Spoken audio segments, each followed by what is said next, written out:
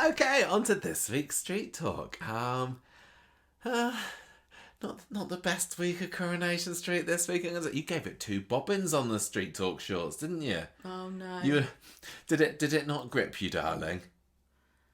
I always regret when I say bobbins, and I'm very impulsive with my scores. Well, it's just what comes straight to your mind. That's what it was telling you to say this week. I think that it wasn't the best set of characters to base the week around. It was a very Winter Brown kind of week, wasn't it? It was very Joseph heavy. Not that I have a problem with Joseph too often. I think that little William Flanagan, very capable actor, but he is just kind of.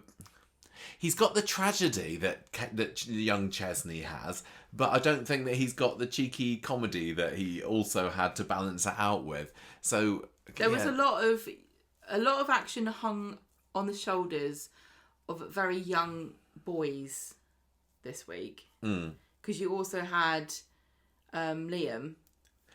Was Liam doing stuff this week? He had a little bit this week. Well, over the past couple of weeks, it's been a lot of trauma with children and sad circumstances and sort of Dickensian orphans and sad. Do you think it's just because it's coming up to Christmas and the time where they like to show sad children on the TV in the hope that we're gonna stick our hands in our pocket and chuck money at children's charities? I don't know. And then it's it's like the Tiny Tim, isn't it?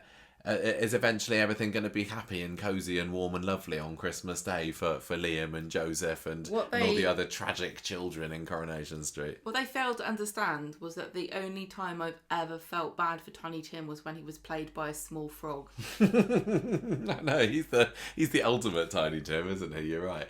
I don't know how much chat again we're going to get out of this week's Coronation Street. It was a nice short Street Talk last week. You say that we waffle on for too long, and what was it, like an hour and a half last week? You were like, that's perfect length, but I don't know. We'll see how we go on this week. The storylines that we are going to be covering is going to start off with the stuff that's been going on with Joseph.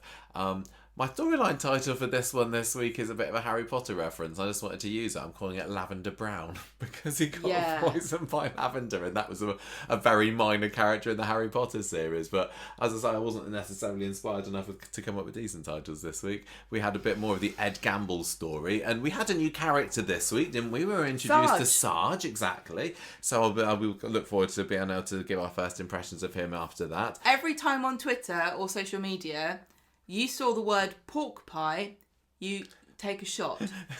Every time you saw the word pork pie on social media, eat a pork pie. And not just one of those little mini ones, a full-on Melton Mowbray, jam it in your mouth. And that's how you end up with high cholesterol. I do have high cholesterol. If you're not our patron, you might not know this, but I went to the doctors yesterday and they said I have high cholesterol. I did go on about it a little bit on the Patreon episode. I'll try to keep it off the air. Keep it under wraps, everybody. I need to eat less chocolate, apparently, but we are just about to enter the season of great chocolate, and it'll be fine. It's killing me, apparently. So They didn't say you're dying of eating chocolate. They didn't. They said everything else on my health test was very good, but my cholesterol is too high. So, God. 10 and 40, eh? Blimey. We've got the Lauren story this week, and I couldn't think of a decent storyline title for this as well, so I just kind of generally called it Lauren Affairs, because it sounds like... Current affairs? No, foreign affairs. Oh dear. I know, it's terrible, isn't it? She's not even having an affair. Or is she? We're still no closer to... Well, we are a little bit closer, I suppose, to guessing what her mysterious secret is and who she's owing her money to. Maybe the story should be called Lauren Currency, because it sounds like foreign currency, because it's money related. I'm getting a shake of the head to that one. So we'll do about that one next. Nice to have Sabrina back. Hasn't Sabrina got the best hair, everybody? I love it. I think Sabrina's hair is amazing. I think all characters should... I think she's channeling Phyllis Pierce. With the blue hair. There's only been 2 Coronation Street characters, as far as I recollect, that have had blue hair. Phyllis and Sabrina. I would love to see Phyllis going, oh, I love your hair, love. Looks great. Where'd you get that done? I'd love to have it that shade. Yeah, and Phyllis Pierce was a man-eater. Sabrina is a competitive eater. They've got a lot in common, That's true. These two. And have we seen any of that? No. can we please have a festive, competitive Well, eating I wanted competition? to have her just scoffing the whole of that birthday cake of Lauren's today, Bruce Bogtrotter style. But we just had to use that to imagination. Rutland special. I do hope that they keep that element of her personality, They've because forgotten. there's not much of a personality for Sabrina at the moment. As much as I adore her, it does feel that she's being used just as a plot device and not somebody who they really want to develop as a character, despite the fact that she's been in the show, 3-4 months? On and off? She's much... I really respect Lauren's actress. I can't remember. Kate Fitton. She's really good at it. She's great. But the character, I feel, has... It just got irredeemable quality. She's really, really feeling unsalvageable. She's really pushing my buttons, I'm afraid. Yeah. And I think it's making it worse that Coronation Street are clearly trying to make us forgive her and feel sorry for her. And I'm just saying, you can't trick us that way, Coronation Street, by telling us how she ain't got any friends. She just can't own up to anything she's ever done wrong, and she just feels too sorry for herself, which... personally, that's my personality, right? But it doesn't make a compelling fictional character, does it? No. It might be very understandable, yes. And I know it's tragic that her dad was kind of pimping her out and stuff. She's not a plucky, down on her luck, scrappy, despite everything heroine. That's been thrown at her, she's still kind of chipper, like Becky McDonald She's was. not really. She's not. She's just miserable. She's and just sarcastic moody and rude. Yeah, and I guess that if she was maybe it's maybe it's going to be a long journey. Maybe it is. I mean, if she was just a Becky rip-off, people would say, she's just Becky Mark II, but she's so far away from Becky. But the problem is, I think that Coronation Street are trying to say, look, everybody, it's the new Becky, and all of these messages about what. I don't necessarily think that's fair, but you've said that so many times now that that's starting to count against her in my. I've got a feeling because I was on a Zoom call with Coronation Street over half term. I can say that I was on a Zoom call. No, you'll have to say what you're going to say about it. Yes, I think so. Just that Ian McLeod was saying, "Oh, we've got a history of." I think he said this. I don't remember making this up. Maybe he had a dream about it. Saying, Coronation Street's got a history of getting little oiks off the street and sticking them with Roy and then turning them into reformed characters. I paraphrase him here. And yeah, I'm just not feeling it. I'm really, really not feeling it with Lauren. It's not that I don't want to, but the more they're trying to shove her down my throat of this poor woman, she's had a real rough life, the more I'm resistant to accepting. I'm really sorry that I'm the same way. And I really love Sabrina. And she's the anti-Sabrina. But tonight they did have a nice couple of scenes together at the end. So maybe I'm totally that's prepared make me at any point to completely change my mind on her. I want to like her. I do as well, and it's not like we didn't like her at the beginning. When she first came into the show, she's been in it just over a year. I'm debating with myself actually whether or not she's eligible for the A-Up award this year. Was she in it last year? Yeah, but sometimes characters who were in it last year, if they've only been in a small number of episodes, can be nominated and have indeed won in the past. But if you set a precedent, you can do it. Yeah, okay. So anyway, so I found her really interesting when she was hanging around with her dad and Griff and Max and Spider, and they were setting her up with Max, but just on this return, it's just not done it for me. I'm not saying that she's not realistic. I think she's a very real, honest character, but unfortunately, I think this is a really negative thing about modern fiction, that victims tend to be really redeemable characters that turn out to be, overcome the odds and are, in spite of everything, great people who are honest and fair and loyal and brave, etc. But in real life, when you're abused, it can have really devastating psychological effects that impact your future relationships with people for the rest of your life. And that doesn't make a fun character to watch. So are they trying to... It can do. Well, no. Are they trying to make her a realistic portrayal of somebody who's been, damaged? And is it irretrievably damaged? And this isn't to sort of demonise people that have been victimised, because we've had the opposite.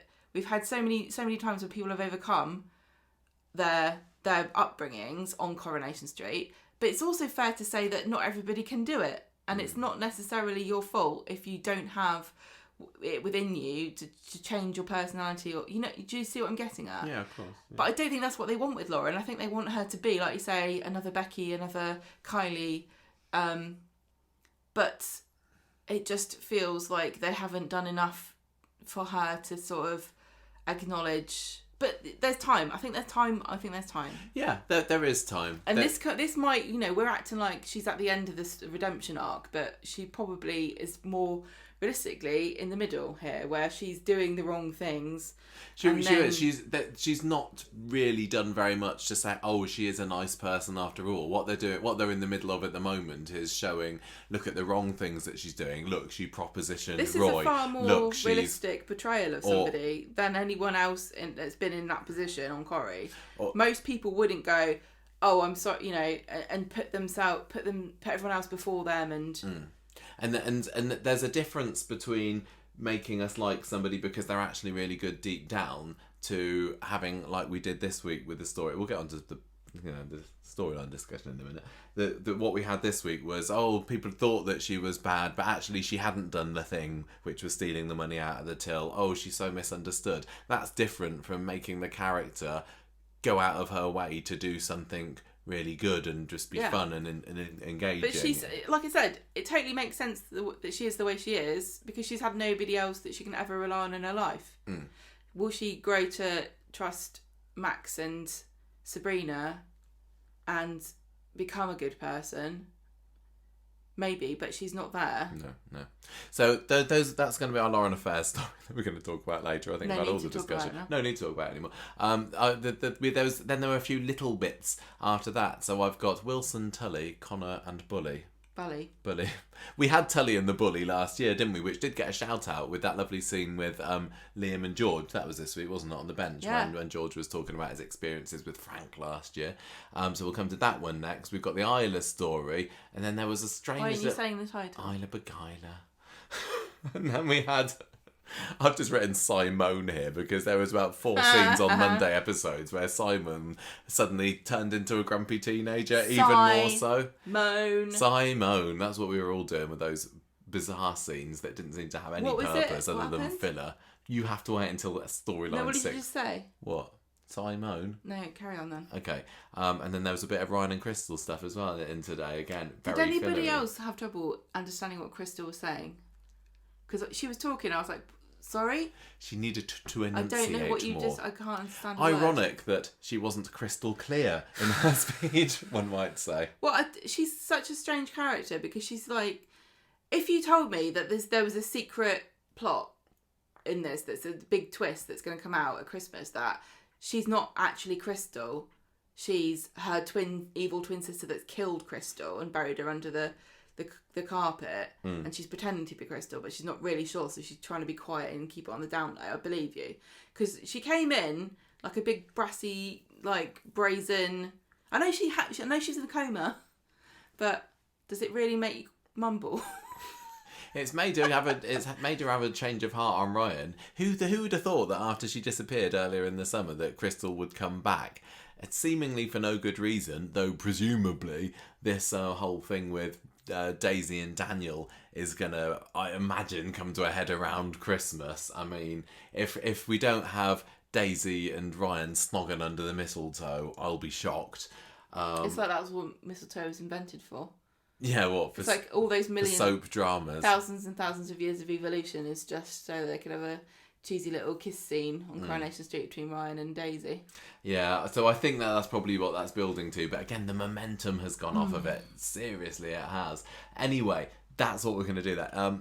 Which story would you like to tackle, darling? Would you like to do the Lavender Brown story? Or would you prefer to do... Lavender Brown. Oh, fantastic. That means I get to do my Sarge Bailey impression all the way through the next story. Hang on, I don't know if that's... I've been working on it all week, man. No, I don't think you can do that. I certainly can. I don't think you can. Right, no. Lavender... So, Joseph, poor little oik Joseph, he's been poisoned this week. Not worth it. Go I'm on. telling you. Go on. What's not worth it? Just don't, okay? Oh, I might do it a little bit. Okay, right. I denounce it. I know This is you what do. happens. You do something that I know people can give us crap for, and then I'm the one that has to say that's inappropriate, and then everyone calls me the sanctimonious harpy bitch wife. I don't think you get called that. I do. I've seen what people say about me online. I'm a horrible fishwife and I'm sanctimonious and holier than thou. Because I say, let's maybe not do impressions of people that are not the same race as we are on a podcast. Well, you do your own fortunately, there is some Helen Flanagan news to cover later in the podcast. So if I don't get to do a Sarge Bailey impression, You make your own I decisions. will get to crack out the old Flanders I just again. don't know where we stand on it. Okay, right. Gemma, I'm what's just been saying, going on at number 5? I'm just saying... I know, you've said your piece, you've said it. I know, now I'm the bitch. No, okay. you're Lavender not. Brown, on Monday, Chesney goes to work and Joseph comes down and says to Gemma that he feels sick again. He doesn't want to go to school, he feels bad. And in the cafe later, Gemma says to Bernie that she sent him off to school, but now she feels guilty about it because he seemed really peaky. Then she looks on her phone and she got a load of missed calls from Chesney and the school. So she's been worried about Joseph's health for a couple of weeks now and has been taking him to the hospital. But I think it's been Chesney who's been saying, look, don't be ridiculous. There's nothing wrong with him. He's told her he doesn't believe her. So she's at this point saying, well, I can't take him to hospital again. But now she's wishing she had because he's like proper sick. So they go back to the house and Chesney's brought Joseph home and there's something really wrong with him. He's gone up to bed and Gemma's just beating herself up saying, I'm the worst mum, I don't know, she feels really bad. What can she do? She says she listens to Joseph, that's wrong. She doesn't listen to him, that's wrong. Now she's like, her confidence is completely shot. She feels like she can never do anything right. So Chesney tells Bernie and Paul that he doesn't think Gemma can cope. What does he do that helps her with his own children? He's a very busy man, all the Gemma. way through He's this cutting week. kebabs all day. I know he has a job, but does she not have a job? Who, Gemma? Yeah. No, she's not got a job at the moment. Well, she's got 5 kids to look after. That's a job in itself. And then before then, she had a job and she was supposed to be the primary caregiver. You never see Chesney doing any... I know you're supposed to think he does it when you're not watching, right? But if you just look in the corner of your eye, you'll say maybe Chesney washing up a cup in the sink. Could do this character a bit of a favour and show him doing anything with children or housework. He only ever does it when Gemma's there already. I hate him. He's the worst. I really have grown, like it used to be a joke that I thought he was boring square. Now I just think he is like the poster child of massive problematic husbands. And it makes it worse because Sam Aston has recently made his first appearance on ITV3's classic Coronation Street, and he was such a breath of fresh air, wasn't he? He was such a lovely little cheeky, and it's gone. What's happened to you, Ches? He's like, he's like the human embodiment of whatever that date is in January that's like the most depressing day of the year. Oh yeah, he's Blue Monday. He's Blue Monday in human form. Right, so does Sam Aston get? I don't think it's his fault. It is what he's been told to do. But does he? This is he what wish I said. that he could just crack a smile? There's no redemption for this character. I feel like Corey's stitching him up, and I honestly cannot believe there's not more widespread like outrage about this character. Is it just normal? Do people think that he's? This can't be normal, can it?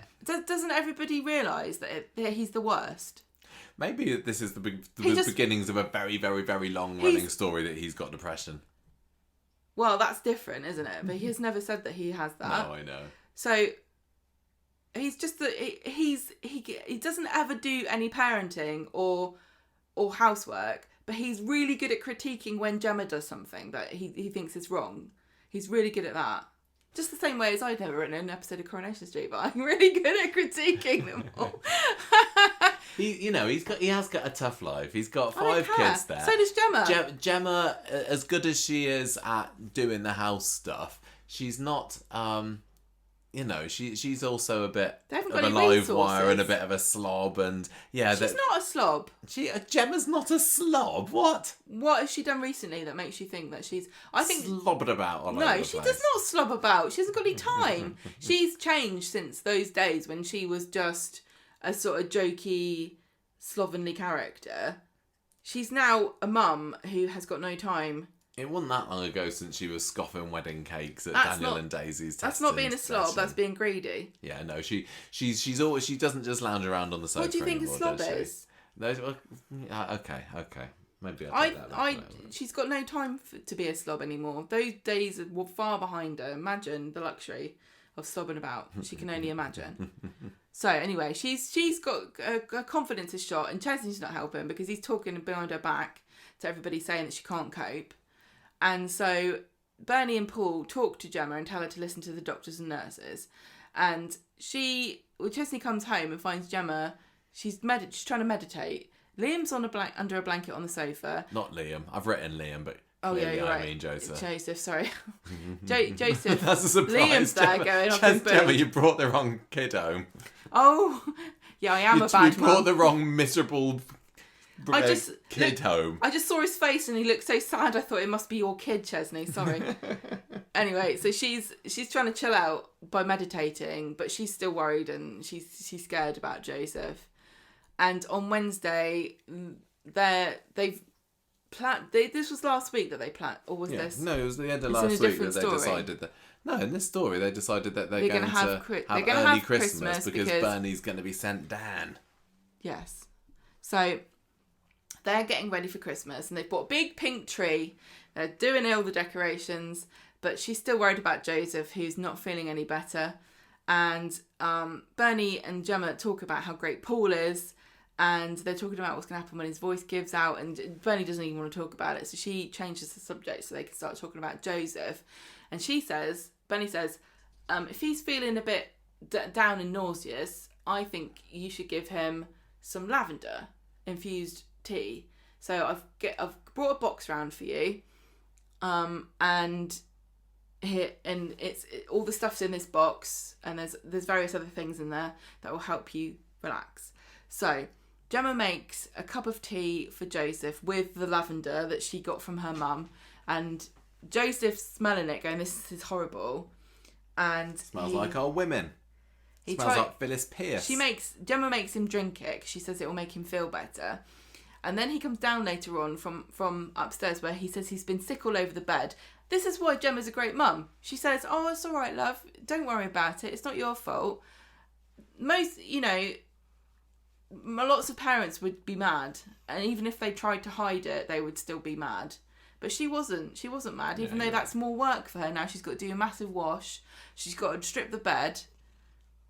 I think she's fun. I think that being a mum comes really naturally to her, and she is a caring and kind person. She doesn't get everything right, but she does do her best. She cares about people. She cares about Joseph. Yeah. And so anyway, he lies down on the sofa, and then he just kind of like goes. Yeah, he has a bit of a dramatic flop, doesn't he? He does a dramatic flop. Chesney phones up the emergency services, and poor Joseph is like asking for a bucket. They have to rush him to hospital immediately. They wait for ages to get the test results. Bernie turns up. The doctor comes out and dramatically tells everybody again. So much drama in the storyline. Joseph's been poisoned. So they say. What did you think when you first heard that? I thought that's dramatic, isn't it? Is that what you'd really say? Well, I guess so. Wouldn't you say he's ingested a poison? Well, maybe they did say that, and I think he did say he's been poisoned. I did wonder whether, like, it sounds accusatory, doesn't it? is this what it's been all along? Has Mason been at? But he doesn't go to the same school, does he? Has somebody been slipping him a bit of poison at school or something? But I think this is a bizarre turn of phrase for a doctor, because there are many reasons why a child could have ingested some chemical or substance that is not good for them. Poisoning just seems like the lowest possible reason. Like the way he said he's been poisoned, it just felt like he jumped from straight to an accusation or like a method that it had been delivered by, because kids get into all kinds of stuff, eat things they shouldn't do. I mean, he's too old. Joseph's too old to be really messing around with stuff like that. But to say he was poisoned when actually he's just ingested a poisonous you're material. right. It does kind of infer that nefariousness has makes been you think afoot. that this doctor immediately had an idea about what he thought happened before they'd even asked.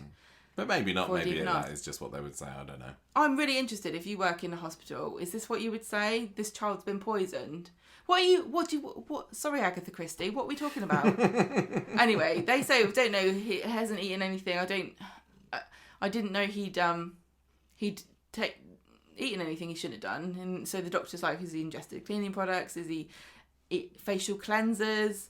And then Gemma remembers that she gave him a lavender drink, and she immediately suggests that. So Bernie offers to go home to bring the product into the hospital so that they can see what it might have been that was in this. I mean, can you be allergic to lavender? This is what I was thinking. Chesney starts complaining and that he didn't believe Joseph was poorly. And Bernie comes back and she brings out this packet. And Gemma says, what do you mean? This is not the lavender tea. I didn't give him this. I gave him the lavender drops. I gave him the oil that you told me. And Bernie's like, no, Gemma, no. It was the tea bags that I suggested, not the essential oil. And Gemma's distraught because she's been gunking oil. And as soon as Bernie said, put lavender in his tea, I was like, I hope they're not talking about essential oils, because that's gross. Did you? I did, because Saw it coming. No, because I know that I've seen enough crazy Facebook posts, like, you know how people collect them on Reddit and stuff, like crazy weird parenting things, and lots of mums, and it does seem to be mums, get super into oils, essential oils, and seem to think that you can cure everything by putting oils on kids, like homeopathic scented oils. It doesn't, and I can just imagine. It hasn't worked here, has it? It hasn't worked here. It made it worse. Yeah. So the thing is, though, he's been sick. He has been ill for a long time. Yeah, it wasn't this. So it just that was kind of brushed over, and I think they're going to come back to it. They're going to bring this up. But it in felt her like, investigation. yeah, surely. Because it feels like, well, that solved that mystery then. It was Gemma that did it. But no, he has been actually sick for weeks now. So there's something else that's wrong with him. Some underlying... Yeah, although nothing was picked up on the scans, was there? Nothing at the... But you've got to test for things. I suppose so. And I suppose he has been tested on his other hospital visits. Because we don't know what's wrong with this kid still. No. And I'm sure that it wasn't just this oil. Didn't you say that you thought maybe he's been making himself sick for some reason? This is what I thought. I still think that. I don't know if that's the case. It would be interesting if it was. But it could be something else. I just don't want another sick. I think the reason why I'm latching on to he's making himself sick was because of my own personal experience, what I've spoken about on the podcast. And also from the perspective of somebody who's already watched a child die on Coronation Street. I don't want to see another medical sad. We had. He's gonna be all we right. We even had Hope have cancer at Christmas. Like, do we want another sick child story when we've already got, you know? I know it's not the same, but Paul's got MND. Same family, another illness. I do think that they're laying on a little bit too thick. I don't know whether this was the wisest decision to have this story running concurrently with Paul's. It's like Bernie saying, what else could go wrong? My grandson's sick, my son's dying. And I'm like, yeah, that is a bit too much, isn't it? Yeah, but you see what I'm saying about this being a trigger. If Joseph is making himself sick, or that would make sense because it's a trigger. The fact that his family's going through this really bad upheaval. I wonder whether it could be a case of, has he seen that his Uncle Paul's sick, but he's getting a lot of attention because of it now, and maybe Joseph's feeling a little bit left out. You know, he's got 4 other kids in the house. Well, that would be part of it. And maybe he's just doing it to get the attention that he's been seeing that Paul has been getting. It wouldn't just be that reason, but that would be part of the thought process. Maybe. He's just a child. Yeah. It's not a sin. It's you can't ascribe adult intentions on a child, can you? No, I can't remember how old he's supposed to be now. I think he's about the same age as the children that I teach, and well, I'm just going to have to make sure I tell them not to. Don't drink lavender Don't drinks. drink lavender drinks now. Yeah. Okay, so she says, yeah, Gemma's really distraught about this, and it turns out that now they've got this oil, he'll be fine. Gemma's just really apologetic, and Chesney was an arse, wasn't he? She's like going, oh, it was my fault, Chesney, I'm so sorry. And Chesney's like, look, I don't want to talk to you about this. I'm just... Yeah, he was, wasn't he? He was fuming. He because... said, this has been the most terrifying day of my life. Okay, lots of bad things have happened to you, Chesney. You've had this 20 is your worst years day of worth. your life. Yeah. Your kid threw up and went to hospital. Yes, that's terrible, but look, I've seen you go through worse, my friend. So he's like, I don't want to talk to you about this. This is terrible. Yeah, I'm in going his out eyes, his fresh wife has nearly killed his son, and I don't think there was any brought up of he's not your son, Gemma, he's mine. That kind of thing, was there? But there may have been a bit of an implication there. This is what we always complained about Fizz and Tyrone doing, and at least Gemma and Chesney don't do this. No, and Gemma said in today's episode, like, I love that boy. I don't even think she said, like, I love him as if he were my own. I don't think she ever really thinks of him as not being her son now. No, I agree. That's why I think she's a brilliant mum. Yeah, she's totally taken on board this. Nobody said at any point it makes sense that you made that mistake. I think maybe as well the thing with Joseph is, wasn't Chesney and Gemma, were they an item when Joseph came back from Portugal? And up until that point, he'd not been really a part of Chesney's life at all. So it's almost been like, as long as Chesney has known Joseph, really, that's as long as Gemma has known him. So that probably ties into the fact that they both feel shared responsibility. For it is, if it's true that Gemma and Chesney were together when Joseph came into the show, I'm gonna say maybe. Not sure. But We'll just make not stuff necessarily. Up. So she's trying to say, "Oh, I'm sorry, Joseph, but I didn't do it on purpose. But he's been sick for ages. Can't you see?" And Chesney just doesn't look like he believes her, and he goes off. There is definitely a look of, I don't believe you. He tries to backpedal later in the episode, doesn't he? By saying, I always believe in you, Gemma. I would never accuse you backstabbing arsehole. But he was really giving a look of, how could you do this to my son? In her worst moment, when she was feeling the lowest of the low, and she does look after them all in that house. And okay, it was a silly mistake, but it was an understandable mistake for somebody that doesn't know much about lavender. I find it weird that she doesn't know the difference between essential oils and tea bags. But no, I mean, by that I mean that she'd lived around Bernie her whole life. You think she would have seen her farting about with oils before now. But okay, it's a totally innocent mistake. I don't know how much oil she put in there either, because it seems like probably was quite a lot. The way that I like to judge these things sometimes. Okay. Is it the sort of thing that I might have accidentally done? And what do you reckon? I think possibly. Yeah.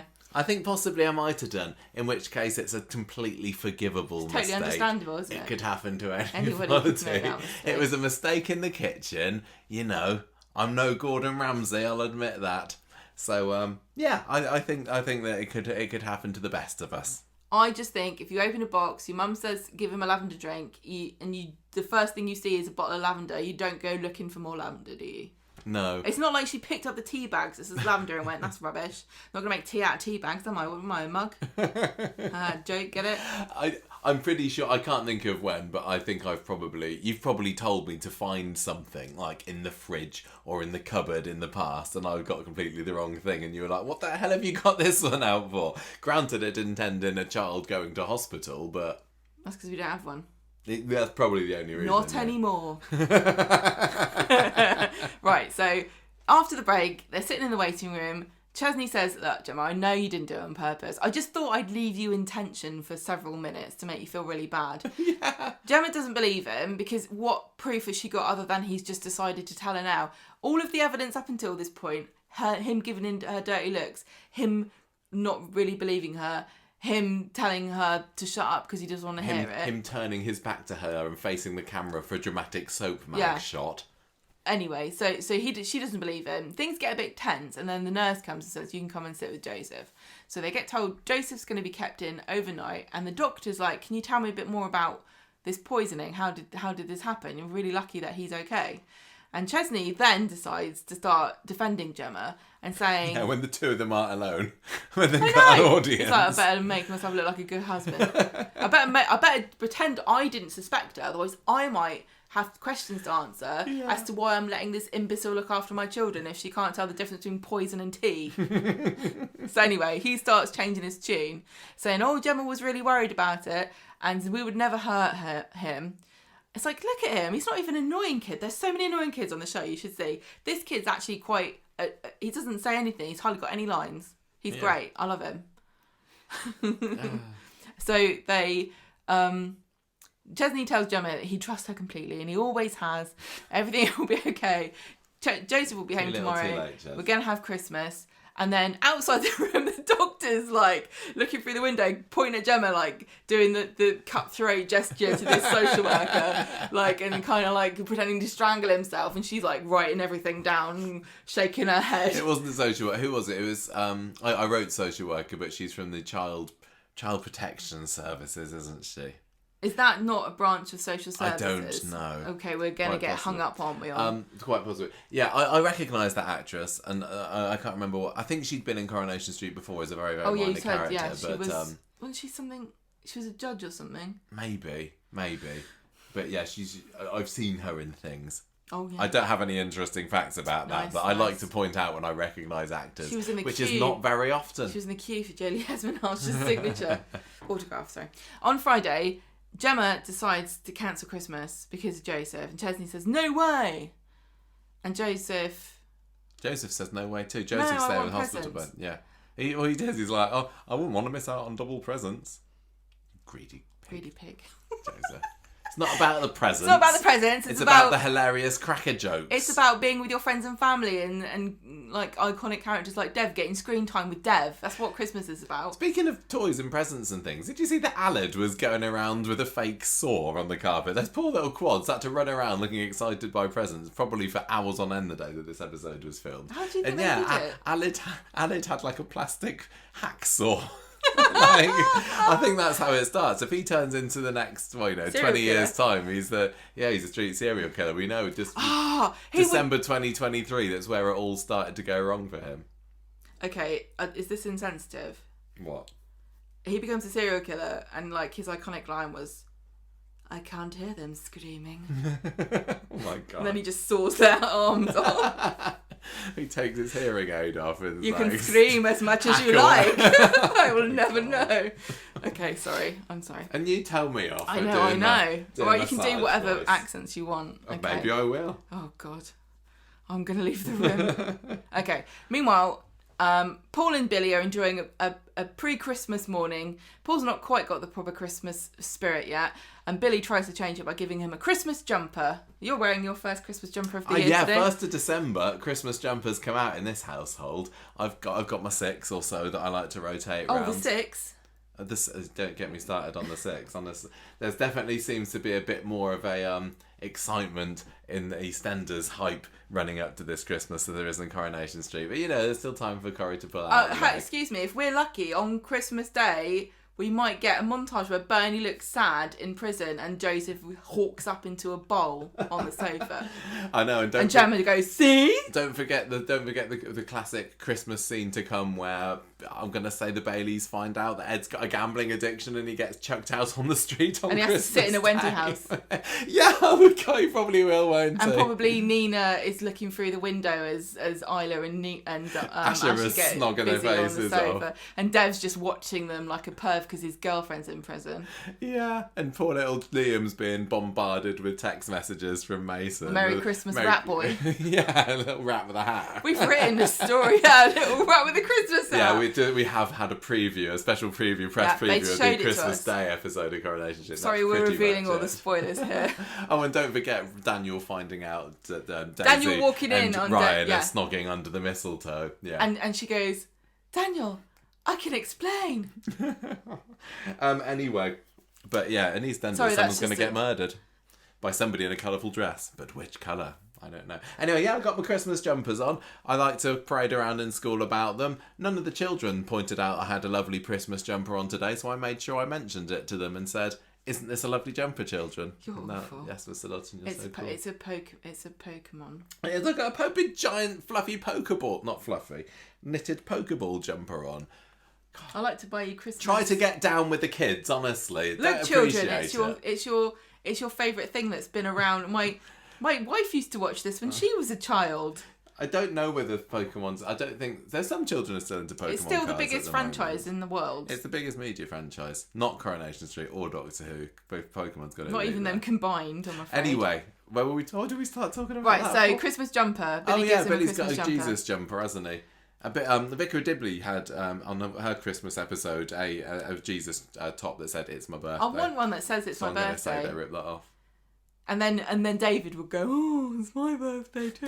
David has definitely 100% got a T-shirt. David Platt has got a T-shirt with Jesus on saying "It's my birthday." Brilliant. Maybe that's what I'm thinking of, not the Vicar of Dibley. So easy to get those two I know. confused. I often think of Dawn French and go, "What was she in? Who's she playing Coru?" Oh, remember when she David. pushed kicked Gail down the stairs? It wasn't funny at all. It actually was quite funny. Okay. So the child protective lady comes to see Chesney and Joseph and asks them what's going on. And this is when she brings up the fact that we'd all forgotten probably. I don't know who remembered this. And this was... I thought this is great. Was planted for this reason? Good job, Corrie. Yes. Bertie took pills he shouldn't have. So Gemma was babysitting to earn money when she got laid off. She was looking after Glory and also Bertie, and she was very stressed out. She went to the cafe to have a drink. Bernie said she'd look after the kids. Beth sees her in the cafe, gets mad because she should be looking after Bertie, who's her nephew. So Gemma comes back to the flat, to the house, and she passes out with exhaustion on the sofa. And while she's passed out, Bertie opens her bag, goes through it, picks out the blister pack of antidepressants and takes some. Nice and then recap. You remember all this? Or did you do a little bit of reading? Did you do a bit of prep? You're not allowed to research this show, I thought. And then I can't remember who finds her. I think it might have been Daniel. I think it was Daniel and Daisy come back. And there's a kid there with See, lots of people have been saying for months that story had been forgotten, and in a way it had, because there was an investigation. They were launching an investigation for Gemma for because you're only allowed to childmind X number of children at once, and she was doing X plus Y, wasn't she? I can't remember. No, exactly. I don't think anything came from it. Anyway. Corey's like, we didn't forget I may be that. wrong. I may be wrong. We have had before people telling us who work on the show that they listen to us moaning about something and they say, "No, you forgot such and such." You idiots. But anyway, it's nice that it was brought up and it did seem to be there for a reason. I'm here to represent the common man on this show. I'm not supposed to know anything. You're not a man, but you are quite common. I'm the common man. I don't want to babysit my own children. Slander. Right, so she's thinking, is this neglect? Is this woman incapable of looking after children, or is there something more sinister going on? Meanwhile, everyone's having fun. Do you know why? Chesney's not there. Who was it? It was Paul, Billy. Oh, Dev. Wasn't Dev was there brilliant? as a Christmas elf. It wasn't the best of Coronation Street weeks, but they could always rely on Deving it up. Just to add a bit of jollity. He had rosy cheeks and he had like a Father Christmas pair of glasses on, and he was just being great. I loved it. Making elf puns in the shop and then reading out Christmas cracker jokes. I appreciated them, and I hadn't even heard of some of them. Although the ones that Paul was using to record his laugh to weren't as good. I like the what do you call the hippie's wife? Mrs. Hippie. I hadn't heard of that. Mississippi. Oh, yeah, it's the way you tell him. The one about the nanny of business. What are the witch and the lion doing in the wardrobe? Nanny of business. Brilliant. That gave me a good old giggle. And then Paul starts recording his voice for his memory book. And the jokes weren't so good. The tinselitis. You've heard that one. We all heard that one many times before, but Paul was acting like he hadn't. Poor chap. Have you got your Twitter slogan for this week? No. Well, it should obviously be, if you want to pre-record your laughter, listen to this episode. Oh, good point, yeah. Thanks. It's probably insensitive. Anyway, so who we got? Dev, Bernie, Gemma, Paul and Billy, and the quads. They're all having a great time. Going around with various plastic weaponry. Just attacking each other Brilliant. on the carpet. Children love that kind of thing. The child protection woman came in. She probably had to do a double take when she looked at Alid. Why is this child running around with a hacksaw? When I was little, I wanted a carpentry set and I never got it. You wanted a carpentry? I did. Did you not? Did you want a little cooking set as well? No, I knew how to cook. You just use the real kitchen. I remember really vividly, there was definitely a mini carpentry set that had like real, I was going to say weapons. No, tools. And that you could saw it and hammer things. And I wanted Why on it. earth? Because I wanted to do carpentry. Now this is why I don't know, because they didn't get it for me. They did get me a chemistry set. Back in the 80s, girls couldn't have those presents. Yes, These they could. days, No. I'm going to say this because it wasn't that they didn't get it for me because I was a girl, because they got me a chemistry set, and everyone knows girls can't do science. Did you have an electric set? Yes, I did. I did as well. I got one for Christmas one time, and we made a little burglar alarm from a bedroom door, and that's about it. And everything else seemed too complicated. Stuff. Oh, it was fantastic. Obviously, let's go to... Toys R Us is closed. Yeah. Obviously, the Christmas present that all children wanted, and I sadly never got, was My Little Pony. No, Mr. Frosty. I had a Mr. Frosty. Did you? Yeah. Oh my god. Well, Michael, you are not missing out. You're not missing out. Is it not as good as it makes to look in the advert? You know how, like, on the advert, there's like a waif of a child with a Mr. Frosty, and she's just merrily grating ice cubes. Yeah, it's so much fun. Would it surprise you to know that that's virtually impossible for a child to actually do? I remember this really vivid image of my granddad, like, sweating over this stupid plastic snowman trying to grate an ice cube to pour syrup on the top for his stupid grandchild. Oh god, well I hope I don't end up in the same situation as Paul, and then my dad comes to me and says, you know what, Michael, this is my dad, I'm northern now, I live in Derby. You always wanted a Mr. Frosty when you were a boy, and now this is going to be your last Christmas. I got a special present for you. I'm like, Mr. Frosty at last, and then it doesn't actually work. I'm not doing it. No, you can do it. Okay. I do have the strength of a 5-year-old child. You have funny hands, don't you? You wouldn't better do it. I do have funny wrist problems. Right, okay, we're getting really off topic now. But it doesn't matter. Everybody write in, what was your dream present as a child that you never got? What did you never get? I also wanted one of those little dispensers that did, you know, the tiny little dairy milk slabs. Oh, and you had to have a little I red... had one of those as well. You had all of the presents that I wanted. I really did. You should have come around my house. It was a great time. Only I knew you back then. Yes, the ones where it was like in a little mini shop, and they kind of slid down. It was red. It was like plastic and the tiny little dairy milk chocolate. Well, I'll tell you what, if I'd had And the irony is I don't even like dairy milk. I know you don't, do you? If I'd have had it back then, my cholesterol would have got even higher by this point, wouldn't it? So. Oh, God. Being a kid at Christmas is unsurpassed. These days, I just really, really struggle to be able to tell anyone anything that I want for Christmas. And I remember when I was little, and we used to say, what does Dad want for Christmas? Oh, nothing, I don't mind, I'm fine. I'm like, Dad, you're so boring. And there I was, circling everything in the Argos catalogue. The Argos catalogue was just But now I'm like, I don't really, I can't ever come up with any ideas. I know, it's really annoying. Yeah, sorry. Sorry, everybody, for that sidetrack, but hopefully you know what to buy us for Christmas now. Mr. Frosty. And a mini carpentry set. A mini carpentry set and a tiny dairy milk dispenser. But I want a man size. I want something that when you turn the handle, a big kilogram bar plops out the bottom. No, you'll die. You will die. Oh, but they're so nice. Your blood will be replaced with molten chocolate. Bad, isn't it? It's bad. Okay. So everyone's having fun. Yeah. Paul's getting his robo dog. Does that happen yet? No, hang on. Yeah, so he always wanted this when he was a child, and Bernie could never get it for him, and he gives him the present, and he's like, oh, it's a techno robot puppy. A techno robot. Do you remember those white? They used to be white ones that had the flappy ears. Kind of like one of those. This felt like a bit of an off-brand. Like, it didn't even have a box. I think this fell off the back of the lorry, and Bernie's like, no, this makes sense. Stick a bow on the top of it, and there we go. It was the best mum ever. No, it's a toy from his childhood, so no, they don't make it anymore. So she probably did buy it second hand. Got it down from Gregory Pope. Tell you she didn't get it off of. Vanker, big car. Backstabbing arsehole. Right, okay. It did feel like it was a bit of a rubbish present, I'm going to say. But it was sweet. I was expecting it. I was thinking, for some reason, I had in my head that it was going to be Buzz Lightyear she was pulling out there. But I think Paul... He's a bit old. Yeah, but how old is he? He's Oh, God, I can't remember. I looked it up. He's not our age, is he? He's like mid-20s. No, he's not. Mid-30s. Yeah. Early 30s. Early 30s, I'm going to say, for Paul. Yeah. He Ages. might have been, How do they work? Buzz Lightyear age. But anyway, it was What do younger millennials want for Christmas? I don't know. Write in and House. tell us if you are one. Yeah. At least we're on the property market. I mean, the property ladder. What the hell are you talking Not the market, about? The ladder. We're on a ladder. Yeah. Somebody's greased it.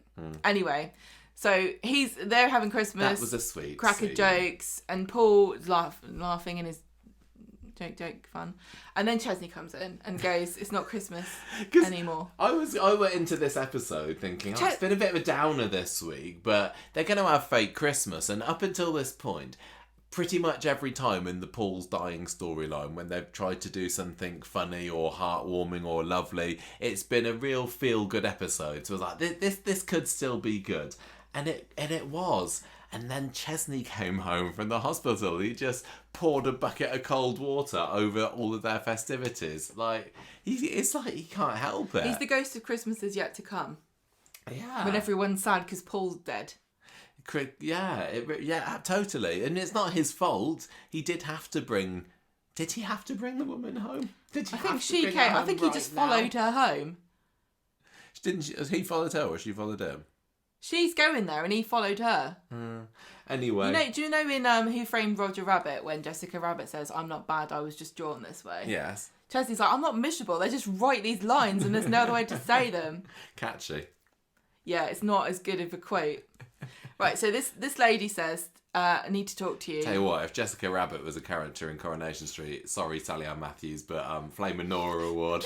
I tell you, I was trying to think of what dopey husband she could end up with that's exactly like Roger Rabbit, but Tim and Sally kind of... It probably would be Chesney, wouldn't it? No, because at least Roger Rabbit was entertaining and fun. He played Patty Cake. I'm going to say... she played Patty Cake. I'm going to say... Yeah, she did, with Dirty Mare. What's his name? I can't remember. It's not important. It's We're getting really off topic important. a lot. Are you drunk? I think that maybe Michael Bailey is the Roger Rabbit of Coronation Street. Why? Well, because he's comical, isn't he? Who's the funniest man on Corrie? Oh, do you think she'd go? Do you think Roger Rabbit and Kirk? No. Not Roger Rabbit and Kirk. Jessica Rabbit and Kirk. No. No? No. Okay. I can't think of anyone who is There's in not your really any face. funny men, are there? There's some that think they are. Dev's Roger Rabbit, except he's... Dev and Jessica Rabbit, he would be... He would... All his Christmases come at once, wouldn't they? Right. I could just imagine Dev a-woogering as she my performs at the Toon Club, wherever it was. Oh. Anyway. And Rita's Betty Boop. Yes. No, I think that Betty Boop would be young Betty Driver when she was doing her 1920s. That's what they sounded like back 100 years ago when they used to sing in the musical. This is the most off-topic we think we've ever been on a podcast. And they wonder why there were 2 world wars. Really, really sorry. We're not just trying to fill time. This is just naturally. There's loads to talk about.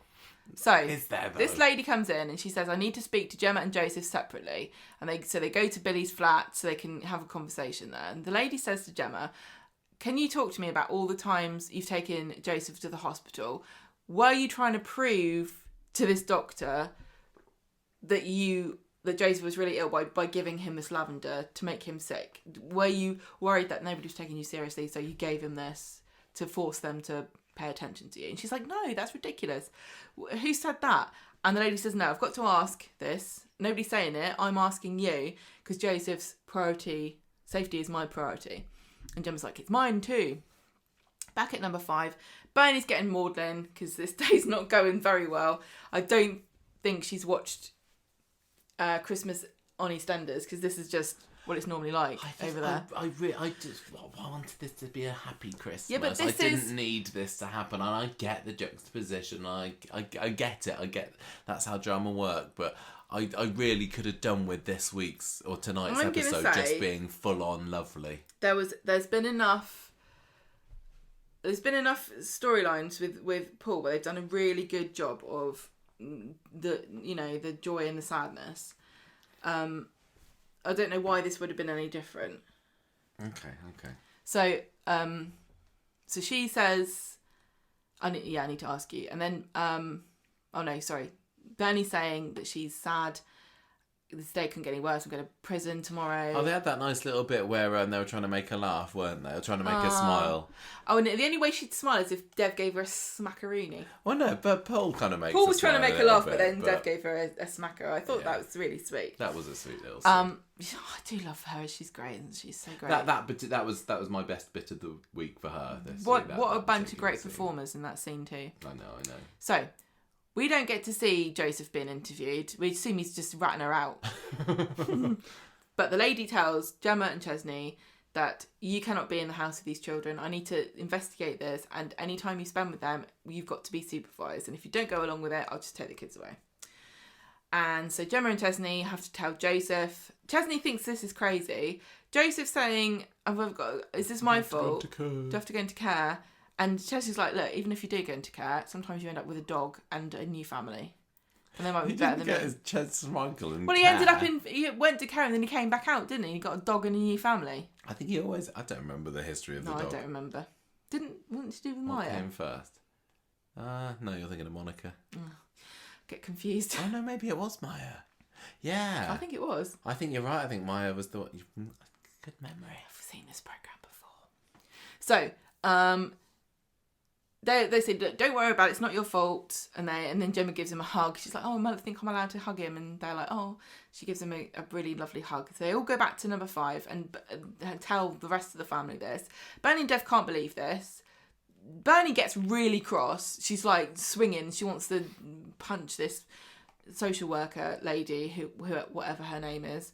And so she's like, I'm going to go and make tea while you guys talk. And Chesney and Gemma are saying, look, do not make a fuss about this. We just have to let this investigation happen so we can get back to normal. And then Billy's like, you can live with us. And Gemma's already said that she's going to live there, so that was handy.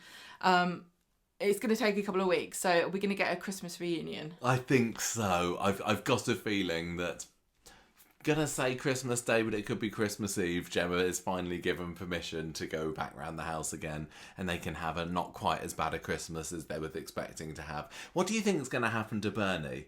It feels like being sent down is fairly inevitable. If she's not, then what was the point of all of this? I think she's going to get like a couple of months.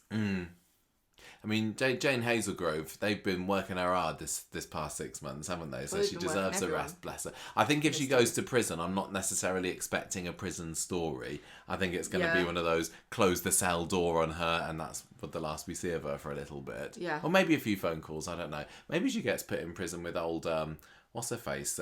Lucy, Bridget, whichever one it is. Oh, yeah.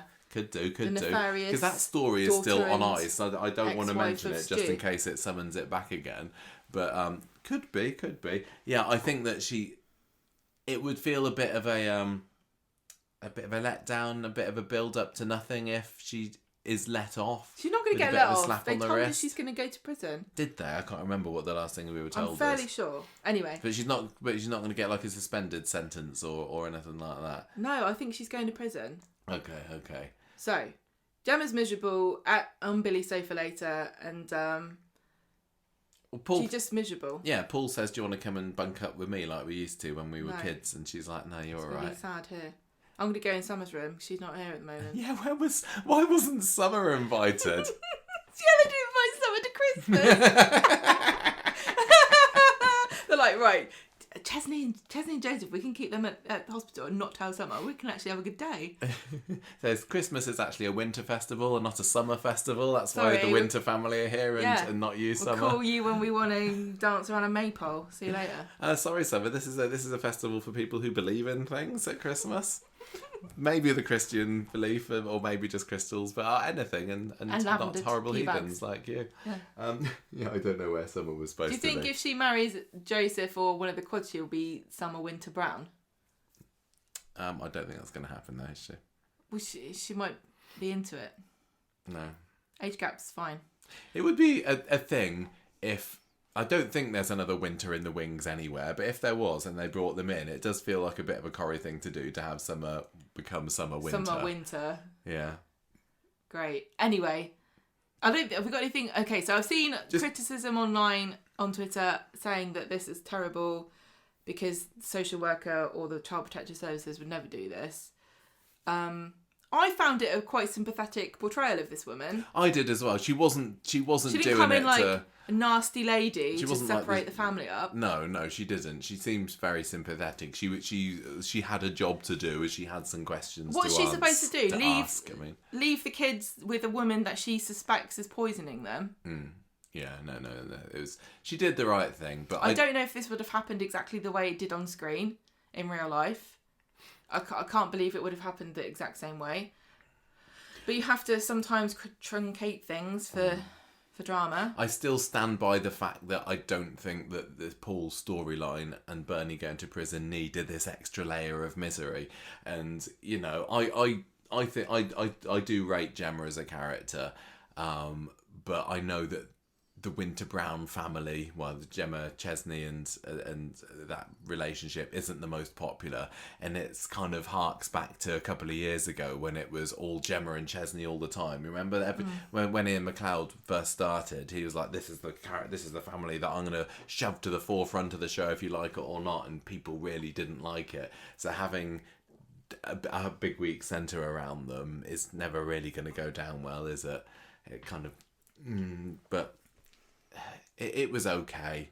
There's still the mystery. This has not been solved, and maybe this is how Gemma gets let off in the end, of why Joseph is still sick. I think Joseph is going to be revealed to have either done it to himself or he's got something else that's easily fixable, please God. And then they say, oh gosh, it must have been an honest mistake, go back to your family. Yeah, because the reason that Gemma is being separated from Joseph right now is because they think that she's trying to hurt him, that she's trying to poison him. And as soon as it gets revealed what the actual cause of his upset stomach is, they'll say, sorry, you can go back to him for Christmas now if you like. What's that? It's mid-January, oh well. It's not totally implausible either that you would investigate this, because this is the second time that she's been involved in a child taking some substance which has sent them to hospital in a year. Yeah. That's totally responsible for them to say, hang on, what's actually going on here? Really, if we lived in a nice country, because you know, I know this isn't real. We do live in a nice country. We do not. If we lived in a nice country, they would say, oh goodness me, you've got 5 children, you're unemployed, but you still can't cope because there's too much work here for one person. Your husband's stupid. Sorry about that. We'll give you help. We'll get you childcare. We'll get you somebody to deal with fresh. We'll give you some money. We'll help you in some way. She can't cope. I'm not surprised she can't deal with this. She's not had any rest, has she? If we lived in a nice country, they wouldn't come and go, oh, we'll take your kids off you, and unless you leave the house and we investigate you. They'd say, God, no wonder you're having troubles. I do wonder how accurate a portrayal of having quads is, because that must be very, very difficult. And yes, not 4 times as difficult, immensely more so difficult than you can ever possibly And they're imagine. a couple of years old now, and when they were born, lots of people said, this is a bold move from Ian McLeod. Giving Gemma quads, do you know what you're setting yourself up for? And I don't know. I think there was a lot of people thinking they wouldn't be able to cope, or that they would regret giving Gemma quads, and at the moment it's kind of working. It's kind of working. They're getting all 4 of them on the screen at once. Yeah. They're showing that it's very difficult. Yeah, I think they're coping with it. Yeah. And I want to just quickly say, when I say we live in a horrible country, I don't want anyone to come away with the idea that I'm blaming the social services. We just don't live in a utopia, do we? I'm just saying that the government has cut, everybody knows this. I don't think anybody is happy with what they've done. Even people that vote for them, have voted for them, feel betrayed by them cutting all the services for people that are vulnerable and need help. Yeah, but they did give teachers an extra 6.5% this year, so... That's not in line with inflation. If you were being paid according to how much bills had gone up, you would be getting more than that. I know. And I can tell you that because I do our accounts. Gemma does our finances at home. We haven't got any money. Anyway. Right. Ed tell you who Gamble. doesn't have Speaking any of money. not having any money, lovely segue. Ed, who's also having a miserable family, just then one door down from number 5.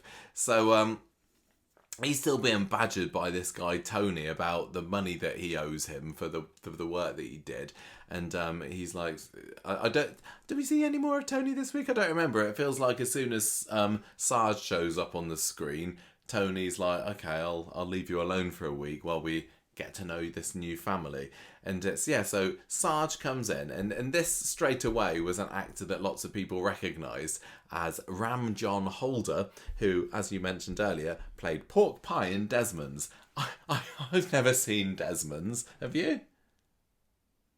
No. You can't shake your head on a podcast, Gemma. What is it? What? It's a comedy show, I think. But I recognised him I because... recognise him in the pit. He looks almost exactly the same. Yeah, when the casting was announced, I think it kind of maybe leaks a couple of months ago. I thought, oh yes, I recognise that dude. I've never seen him in anything, but this feels like a bit of a star casting. I don't know, whether he's up to much in the old acting stakes at the moment, or whether he came out of retirement to do Coronation Street. I'm not sure, but I had high hopes for Sarge, and I quite like him. I'm going to say, what are your first impressions of Sarge? He felt very much like a character that comes along every now and then where they bring their reputation and their fan base with them when they come. I don't think he's got a massive fan, you know what I mean? Like he comes in and he's already got, you're already supposed to know who this is because you know the character, you know the actor. He plays similar roles and different things. I recognised him, and I kind of think he's beloved, but he's not. It's not like bringing in Ian McKellen or anything of like that. Well, but yeah. He's an actor that lots of people will recognise, and that's good. But he's got lots of warm feelings. He's like riding on a wave of good feelings, isn't he? He's come in. He already commands your attention because he's got this warmth to him. I think he's charismatic. He's very relaxed. I enjoy watching him. I'm enjoying listening to him. He got on with everybody. He has a very nice accent. Yeah, so he's got quite a lot going for him. He's also spending a lot of time just kind of lounging around on the sofa because he is quite old. I know. Why is he asking for a business loan? I'll be asking for retirement money. Well, I saw a theory. Somebody online said, I think it might have been someone on Reddit, saying, I wonder if Sarge has got a gambling addiction of his own, and this is why he's asking for money. Isn't he? Maybe. But yeah, it's nice to have the elder, wise kind of. What's the word that means dad, that's fancy, that begins patriarch. Yeah, that's what I'm thinking of. Nice kind of patriarchal figure in Sarge, and he's like really chilled. He's the sort of all the young'uns say, oh, Grandad Sarge, so yeah, I like him so far. I think he's doing a decent job of playing the part, old Ram, and but equally he's not a character who immediately I'm saying, oh, this is brilliant, thank goodness they brought this guy in. He's come to do I assume it's a short guest stint. I really don't know. 89, God blimey. He's snapping at the heels of Barbara Knox and William Roach, isn't he? He's got a CBE. He got it fancy. In 2021. Yeah, so I'm not going, this guy is amazing. He's my favourite character. Oh, I don't ever want him to leave. I'm not getting that from him. But I'm glad he's here, and he's helped bring a bit of life and interest to the Bailey story this week. Yeah. Are you on similar kind of lines there? Yeah. I mean, the Baileys, okay. So, how did they come in? Who did we have first? We had James being chased by Steve with a cricket bat. James came in first. Then he brought in... I think it might have been Aggie next. Aggie, then was it Ed, and then Michael? I think they kind of came fairly close to each other. And then they kept saying, oh, Dee Dee this, Dee Dee that. And Dee Dee never came in for ages. Yeah, then we had Ronnie. Then Ronnie came, and they was like, okay. Dee Dee comes and we're like, yeah, cool, Dee Dee. Everyone's been going on about Dee Dee. I'm glad that she's arrived. People are raving about And now Dee Dee. Sarge is here, and you're like, oh, okay, cool. And okay, like how many? I think if you liked him in Desmond's, you probably liked him in this. No, I know, but I'm not talking about him as a character or an actor. I'm saying as a member of the Bailey family, were people going, but what about their dad? I just kind of assume that when you're a character of a certain age, your dad's probably not here anymore. Sad but true. But equally, I'd rather they brought in another character that feels like they could be in it for a longer period of time. Like you said, I do feel like this is a guest stint. But I don't maybe think I don't think the Baileys need any more. No, I'm not saying they do. I'm not saying they do. I'm saying if they were to.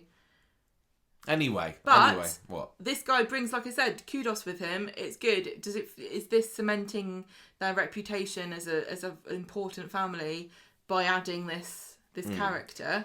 And I do feel incredibly ignorant that I've never seen this actor in anything, but I haven't. No. I can't say anything else than that. But I'm really happy that he's got this great reputation and he seems really fun. He does seem fun and he seems chilled and he seems to be enjoying being on Coronation Street. That. And that does count for a lot. He's not phoning it in, is he? No.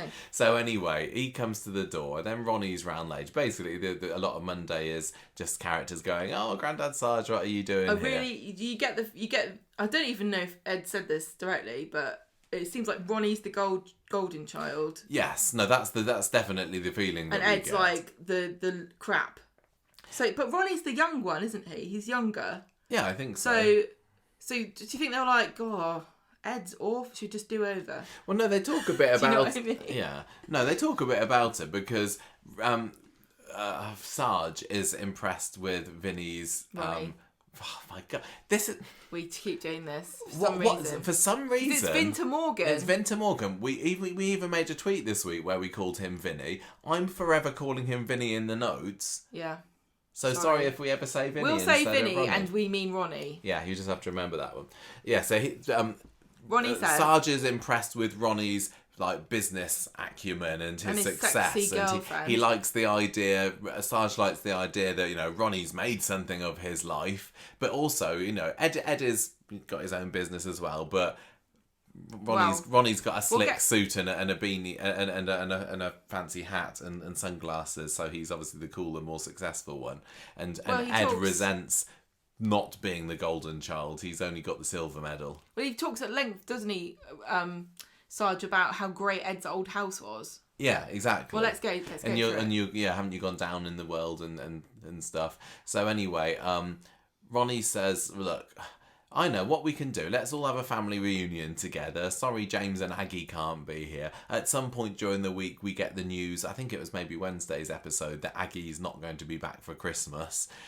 So Ed's a bit sad about that. But anyway, family that we've got here... Joel will be there. Yeah, don't worry. Joel's bringing the bread sauce. We're not even going to recognise that Aggies are gone.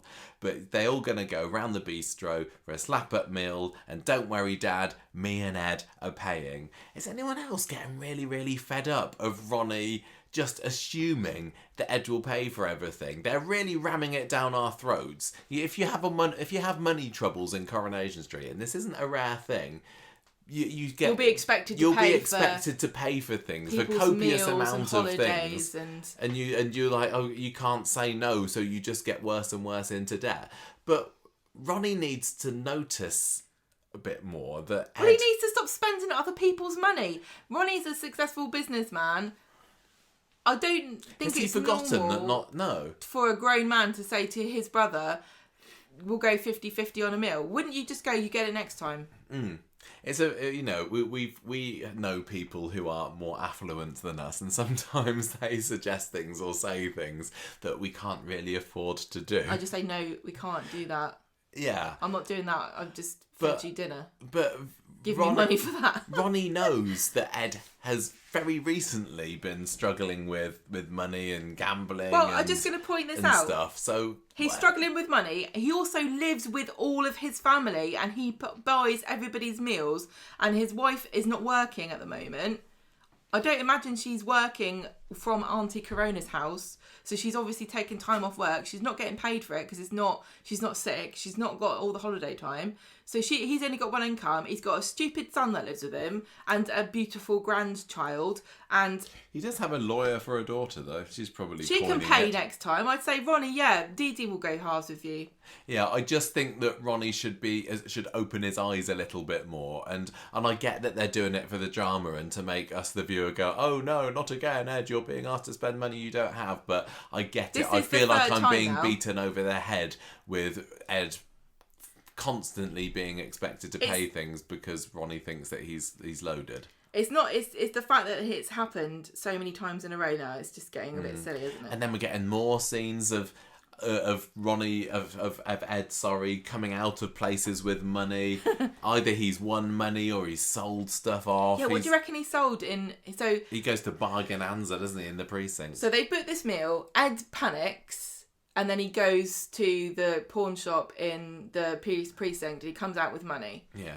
And then he bets on a horse or something to try to make that money into enough money to pay for the bill. Did he go do a bet? Did he? I hang on. So they all get to the bistro, and Ed is got his earpiece and he's looking at his phone. Oh yes, he's watching something happen, and he's pretending he's waiting for a call. Yeah, and Vinny's bloody hell. Ronnie is telling him to put his phone away. So they talk about the new development of the pub, I think, and Sarge is saying, "Oh, I hope that Ronnie, you're the one in charge of the books, not Ed."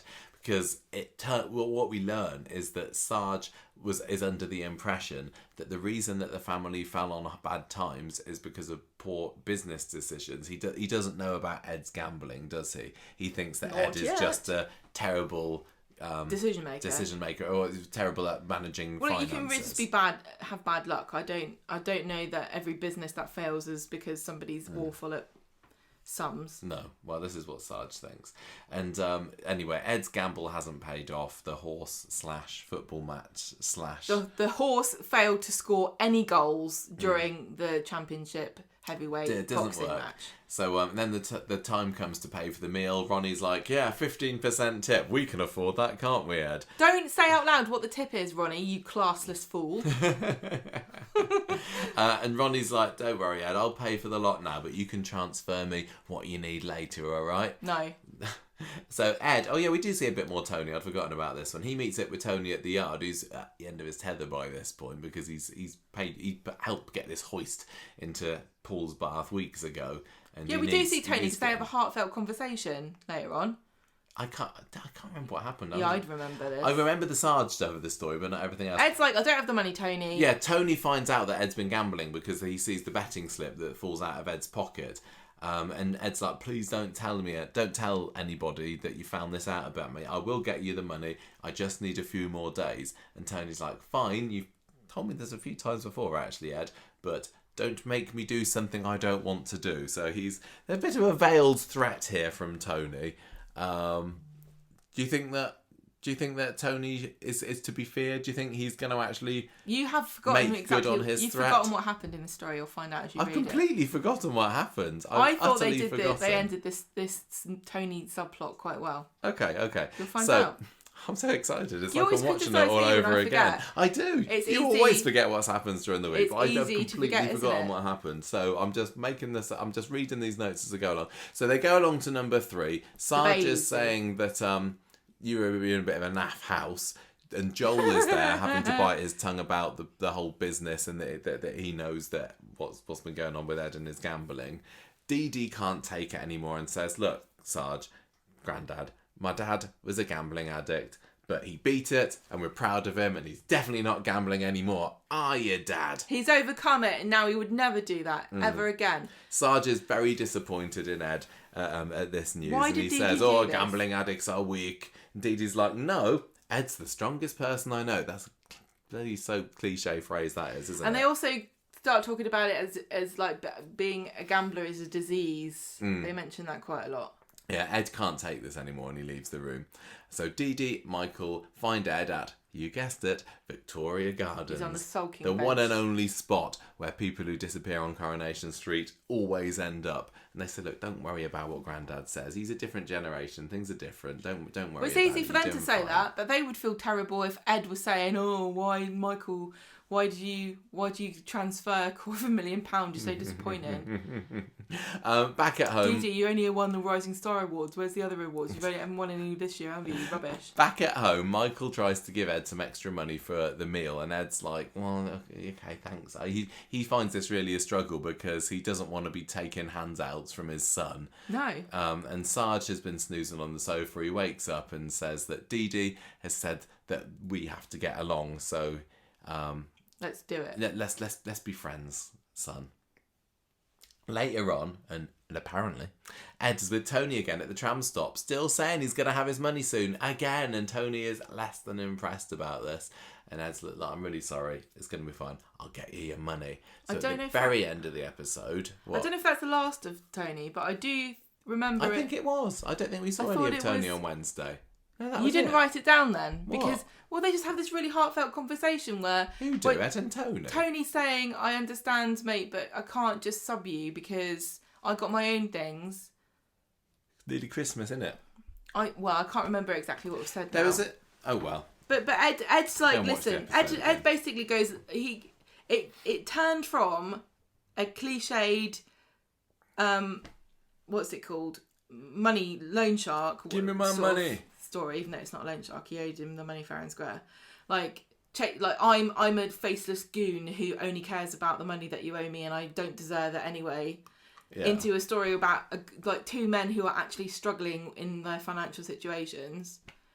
Wasn't this the story where he was saying he needed to buy a hairdryer and his daughter's getting married? I don't remember that at all. I must have zoned out with some of this. This is usually what you do. Thank you for filling me in some on the blanks here.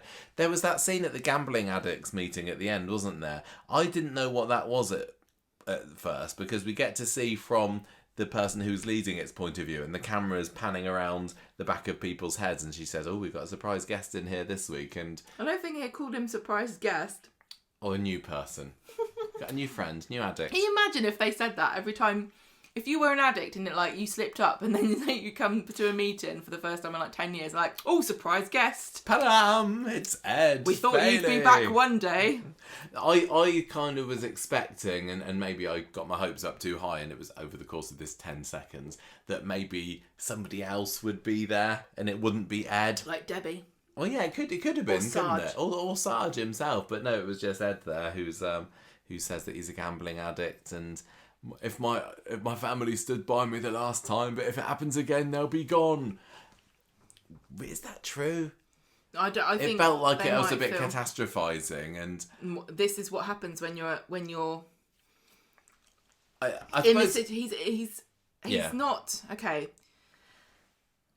it's fair You've to got- worry that your family are going to do that, even if they're not. You're mentally vulnerable when you're an addict. I think that's a fair thing to say. Without demonising anybody, you're not in a good place if you're acting out an addiction, especially one that you think that you've overcome, right? He's vulnerable and he is afraid because he knows what he lost the first time. And now, Sarge has spent the whole episode telling him how little he has left. And now he thinks he's going to lose that because that's all he's got left. I think that's fair. Do you think it's do you think that the Bailey family would dump him if they realised what he'd I been think they'd up be to? bitterly disappointed and it'd take them a while to forgive him, but I think they would. See, I think that the Baileys are one of the closest families on the street. Yes, but this is the same... I think they're all just kind of lovely at heart. They are lovely at heart, but how much can you... Didi would be betrayed because she stood up for him in front of everybody and said that he'd beaten it. Michael's going to be betrayed because they could lose the house that he's living in with his granddaughter. I think that Joel's going to be the one that spills the beans on Ed's addiction. And there might be some shock and Dad, I can't believe this for a moment. Why is but Joel going to do it? Because he's got to do something. Do you think they'll all be dissing his bread sauce? He's like, yeah, well, at least I didn't bet on a horse. Yeah. Like he did. No, I think that maybe that's going to happen at some point. But yeah, I'd like to think that his family don't just abandon him. He's not It's not that okay, bad. right. Okay, can I just say, somebody who is in a relationship, whatever that is, with an addict, who doesn't tolerate their addicted behaviour affecting them in a negative way, is not abandoning them. They're making a boundary to protect themselves. Do you see the difference? Yeah, but I would say that the Baileys are so tight-knit that they wouldn't need to do that, or they wouldn't feel that they should be doing that. I think they would want to rally around to help him. They hold traditional values very strongly in their hearts, especially Dee Dee's very religious. Well, yeah, she's forgiving. I think that they would forgive him, but it would there would be damage done to that relationship that is, I think he's right to worry. I think you can't betray somebody and expect them. I think that the scene where it comes out, I would hope that Trevor would do it. You don't think it's going to come out, do you? I do think it's going to come out. I think he's going to be so ashamed of himself. Yeah. You said Trevor. You mean he's Ed. going to give a performance Ed? where to show that Ed is so ashamed of himself that everyone feels sorry for him. Yeah, I'm just making sure you're not talking about a plastic dinosaur.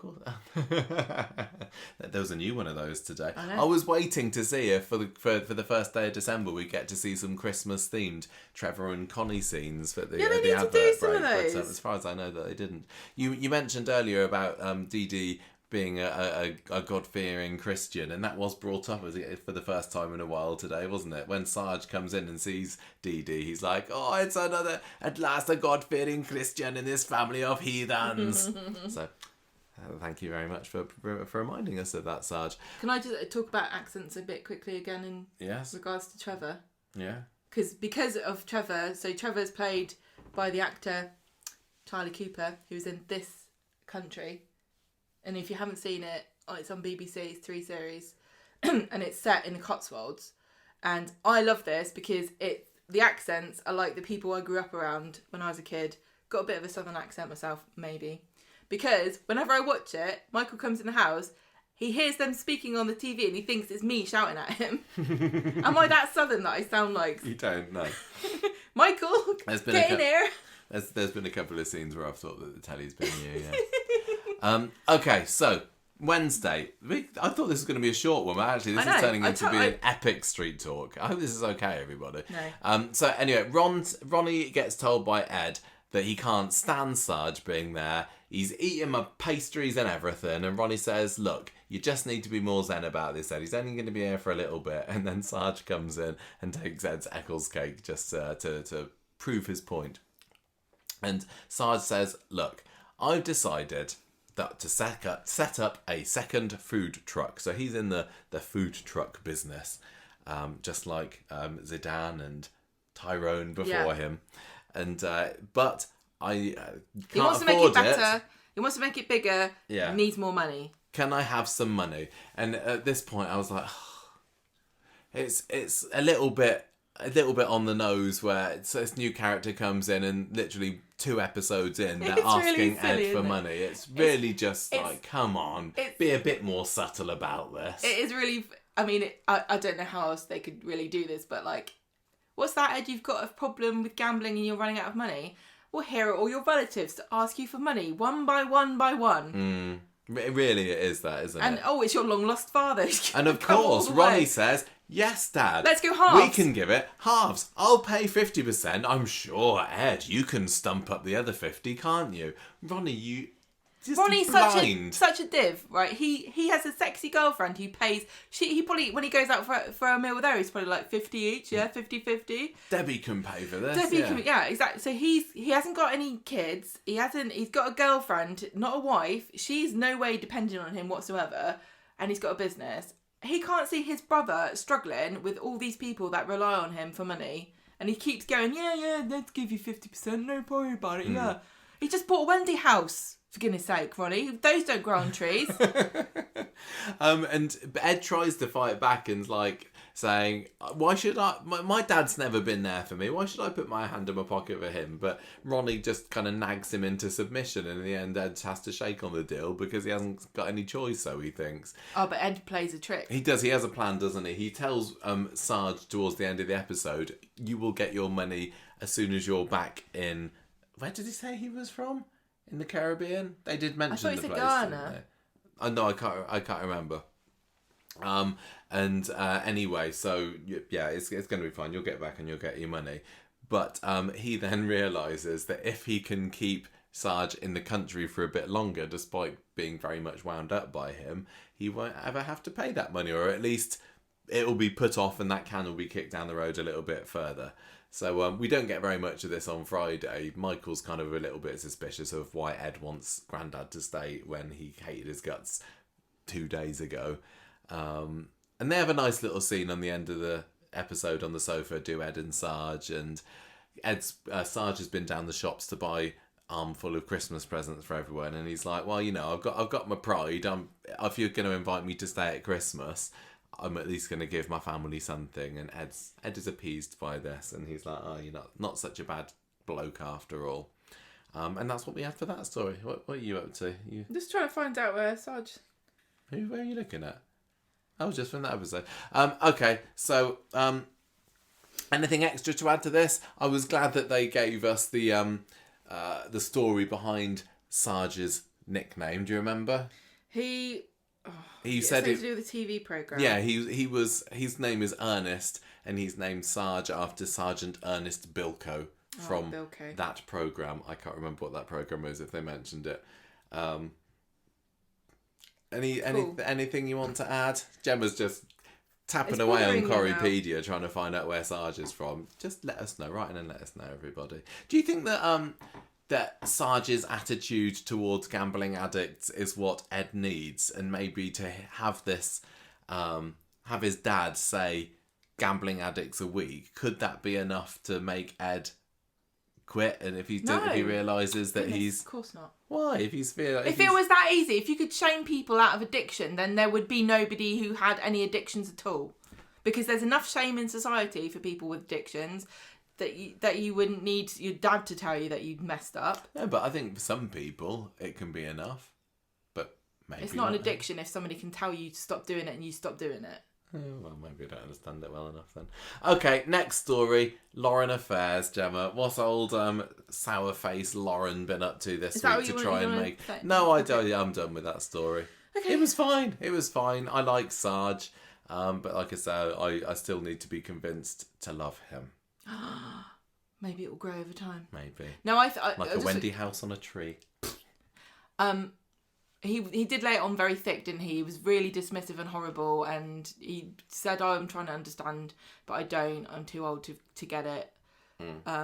He was really rude. Something tells me that if Ronnie had a gambling addiction, he would try a bit harder to understand it. Yeah, I wonder what would happen there, or would the disappointment be even greater if it was Ronnie's problem? Well, he obviously picks his favourite kid, doesn't he? I would love to know. I assume their mum is dead, because I think he mentioned. Okay, yeah, maybe. But I would love to know what she's like, or what she was like. That could tell you a lot, couldn't it? Don't you think? Right. So Lauren affairs on Monday. Shona's getting annoyed because Lauren's at work. They're both working there, and she's on her phone all the time, so she takes it away. What is she doing? She's doing some sad business, probably.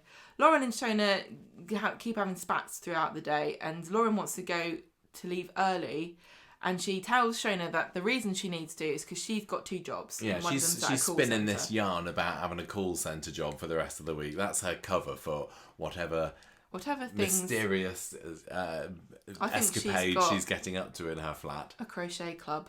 Do you reckon? She's having a bit of a stitch and bitch. Lauren bumps into Shona in the precinct, and she's got a bag with alcohol in it. And Shona's like, I thought you were supposed to be at your job at the call centre. You're taking advantage of me. Don't do it. So Lauren, then we later see, she's got her dressing gown on. She's in her flat.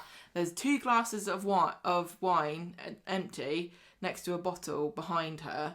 It looks like she's been entertaining gentleman callers, doesn't it? She's got lots of makeup and a dress on. A bit of a slinky dress. A pair of high heels on the floor. And Daniel turns up at the flat going, I thought we had a lesson. And she's like, oh, I totally forgot. And he's like, I'll come back another time. And she says, no, I can't think of anything I'd rather do right now. Come inside. Do you think if Daniel found out what that Lauren was really up to, whether he'd be like, oh, interesting. How much? Would you wear this cardigan? Yeah, how much to wear this cardigan? Go on, Lauren, say surf. I'll give you a lesson for free. God, Michael. So Daniel notices the wine glasses. He asks her if she's been drinking. Is she okay? She says she's fine. He sees the shoes on the floor and he's like, this is weird. So what's going on here then? Is she having gentleman callers round, or is it just all online stuff? Because we knew that she signed up to Ovid's. No, because she's got 2 glasses. Oh yeah, of course she did, didn't she? I mean, we know from her past and from when she propositioned Roy a couple of months ago that she has in the past she says this entered this into week. relationships that she wasn't particularly willing. She basically says her dad pimped her out to her friends. Yes, his friends. You're right. She's kind of used. She thinks it's normal. That's why when she came on to Roy, she doesn't. It comes she naturally. Thinks it's part of her life. Yes, that's what I'm saying. Yes. Yeah. So it's just what she does, and she's got to scrape and make men's meat, and this is how she's known it's been successful for her in the past. This is the interesting question, because she was on the phone to somebody, wasn't she? And I thought the insinuation, this was a while ago, that she owed somebody money or they needed money from her. Yeah. So she's obviously not earning enough from her shop job to be able to get the money. So clearly it looks like she is a sex worker. I mean, so who is she owing the money to then? Exactly. What's the money for? She's obviously got more than she needs, because otherwise she wouldn't be buying Max a watch. Yeah. Or where did the watch come from? Was that a gift from one of her? Why would a man give her a man's watch? Maybe a man came round and took his watch off and left it. Left it in the box? Yeah, maybe. He's like, look at my new watch. I forgot. She lives above Bargananza. She probably went down and got a cheap box. Could have been. Could be a guy's watch. Feels like a bit too of an elaborate excuse when she could have just bought it. Maybe you're right. So in my head, are we supposed to think that Lauren's, like, her dad's in prison, needs money, he's being shook up by somebody, he owes them cash for something, so she has to get him the money, so she's doing this? Well, for Reese, maybe. But it is peculiar, because have we seen her being... Or is there a new character that we don't know? Have we seen her being harassed for money recently? I can't remember. The way she was speaking on the phone, it was like she felt that she owed them the money. This person that she's talking to, she wasn't like saying, she wasn't annoyed. It felt like she was feeling indebted in some manner, right? This is why I think she's a great actress. I just don't like the character. Yeah. Right. So on Wednesday, Max and Lauren are in the cabin. She wants to buy a magazine. She realises she doesn't have any money, and then Max insists that he buys it for her. What a gent.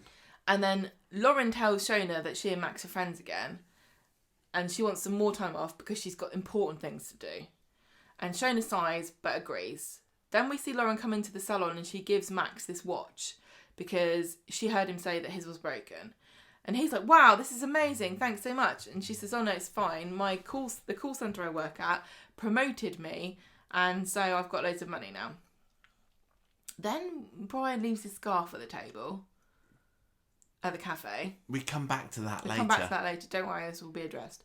We've not forgotten. Sabrina is not happy to see that Lauren's got a watch for Max, and so she confronts her in the street and says, look, stop playing games with my boyfriend, stop buying him gifts, I don't want you to do this, it's weird. Which I think is fair enough, really. I don't know why Max doesn't get this. Is not right. I'm slightly worried that through this storyline, Sabrina's going to come off as a bit too jealous, and it's not going to be a good look for her, because I don't think I enjoyed the character as much this week as I had done previously, because she was just a bit of a, if we're on the one hand, Corrie is trying to make us feel sorry for Lauren, it's going a bit about ass about face about doing it. But if you've got this character Sabrina who is clearly anti-Lauren, she's not going to come off very well purposefully. But yeah, I hope now that they're friends again, it's going to be fine. Shona overhears them having an argument. She comes and breaks everything up, and Lauren says, "Look, I don't want to be anything but mates." Yeah, I'm not trying to get your boyfriend off you. And Sabrina's like, ugh. And then she feels guilty, so she turns up later at Lauren's flat to apologise to her in person. which reflects very well on her, but really is just because they didn't want to have a phone call, because that would be a cop out. And Lauren's saying, well, she says to Lauren, "I know you're trying to turn your life around, and I respect that." And Lauren accepts her apology, and Sabrina admits that she felt bad when Lauren said she didn't have any friends. And Lauren says, "I'm not trying to split you up, I promise." And Sabrina says, "Let's start again. Let's be open about it to each other. Let's be friends. Let's try to make a relationship." And then Lauren just goes, "My dad pimped me out." And Sabrina's like, "Okay. Wow. TMI. That's more than I know about some of my really close friends." Yeah, she just kind of says this to try to explain that she didn't have any of her own friends, her own age. She only ever had her dad's friends that were too friendly with her. And she's kind of obviously opening up and saying this to Sabrina. Later on, where's the scarf come into it then? Well, Brian comes back to the cafe to retrieve his scarf, and Bernie, who needs somebody to talk to for the scene to make sense, says, "Oh, Brian, while you're here, can you help check the money that I've got?" Count this for me because I'm a stupid woman. Yeah, we later find out I've put £80 underneath a drawer in the till, but for now we think that Lauren has stolen it. And that's why the scarf is important, because it got Brian back to the cafe. You didn't actually write that in the notes. No, I didn't. That was a trick. Good job I remembered. So we go into Friday's episode on the assumption that Lauren has pinched this money in order to purchase the £80 watch for Max. It costs over £100, actually. Oh, you're sorry, it didn't. On Friday, he gives it back. He tries to give it back to Lauren because it costs over £100, and she takes it back. She's not happy about it, and she says, "I'm sorry that got you in trouble with Sabrina." Then at the cafe, Bernie tells Shona about the missing money. And Shona just immediately puts two and two together and realises that it must have been Lauren, even though that's not true. And she accuses her of stealing it because she's seen this happen yesterday where this woman bought an expensive watch. And Lauren's like, "No, I work in a call centre and that's why I got money, and I've also got a rich boyfriend and also that's why I got a watch." And Shona's like, No. Shona knows the word on the street is that this call centre that Lauren claims to be working at is actually doing redundancies at the moment. I know, she's or like, it was. Well, who's your supervisor? Because all my friends work at that call centre. You don't have any friends, Shona. You're like everyone else on the street. You're just Shona, massive loner. So she gets caught out and she keeps insisting that she didn't steal the money, but Shona says, "Well, I've got no choice. I've got to take you off the rota because you're a thief." And then Lauren says, "Stick your job up your bum." Poor Lauren, so hard done by. Max comes home to the cafe and Shona tells him that Lauren stole the money. And then she picks up part of the till and he's like, "Oh, actually, this is here now." Wow. Awkward. So... Boy, do I feel dumb. Again, another person going to Lauren's flat to tell her that she's a great person. They might as well just turn to the camera and said, "Everybody, Lauren's a misunderstood, sad, tragic character that we should all really like." Basically. Yeah, we've had two people turn up to tell us this. She brings her an apology card to Shona, and Lauren's like, "No, I don't want it. I don't want to come back to the cafe. I don't want to work with you if you don't trust me." So Shona is really annoyed. Really well done in ingratiating yourself to us there, Lauren. Again, totally natural reaction for somebody in her situation, and in fact somebody who isn't in her situation, because if somebody accused me of stealing, I wouldn't be so forgiven. But it doesn't make a pleasant character, does it? No. So Shona goes back to number 8. She's annoyed that she's made a mess of things and accused her of something she didn't do. She tells Max and Sabrina about this, and she says she said she's got a new boyfriend and that's where the money comes from, but I don't believe her. And Max wonders if they should go around because it turns out it's her birthday today. I thought you were going to wish her a happy birthday. Happy birthday, Lauren. So they go around Is the she flat. 18? I lost track of her age after she lied to Ryan about it, but I'm sure it turned out that she was 17, so maybe now this is her 18th birthday, and maybe they should have made a bit more of a big thing about it, but I don't know. Well, it's really sad that she doesn't have anybody that cares, apart from somebody who just recalled that it's her birthday. So they go around the flat, they buy her a reduced Rutland's birthday cake and a bottle of cider, which they seem to drink a quart of before Max vomits everywhere and has to go home. He's got a weak constitution, does Max.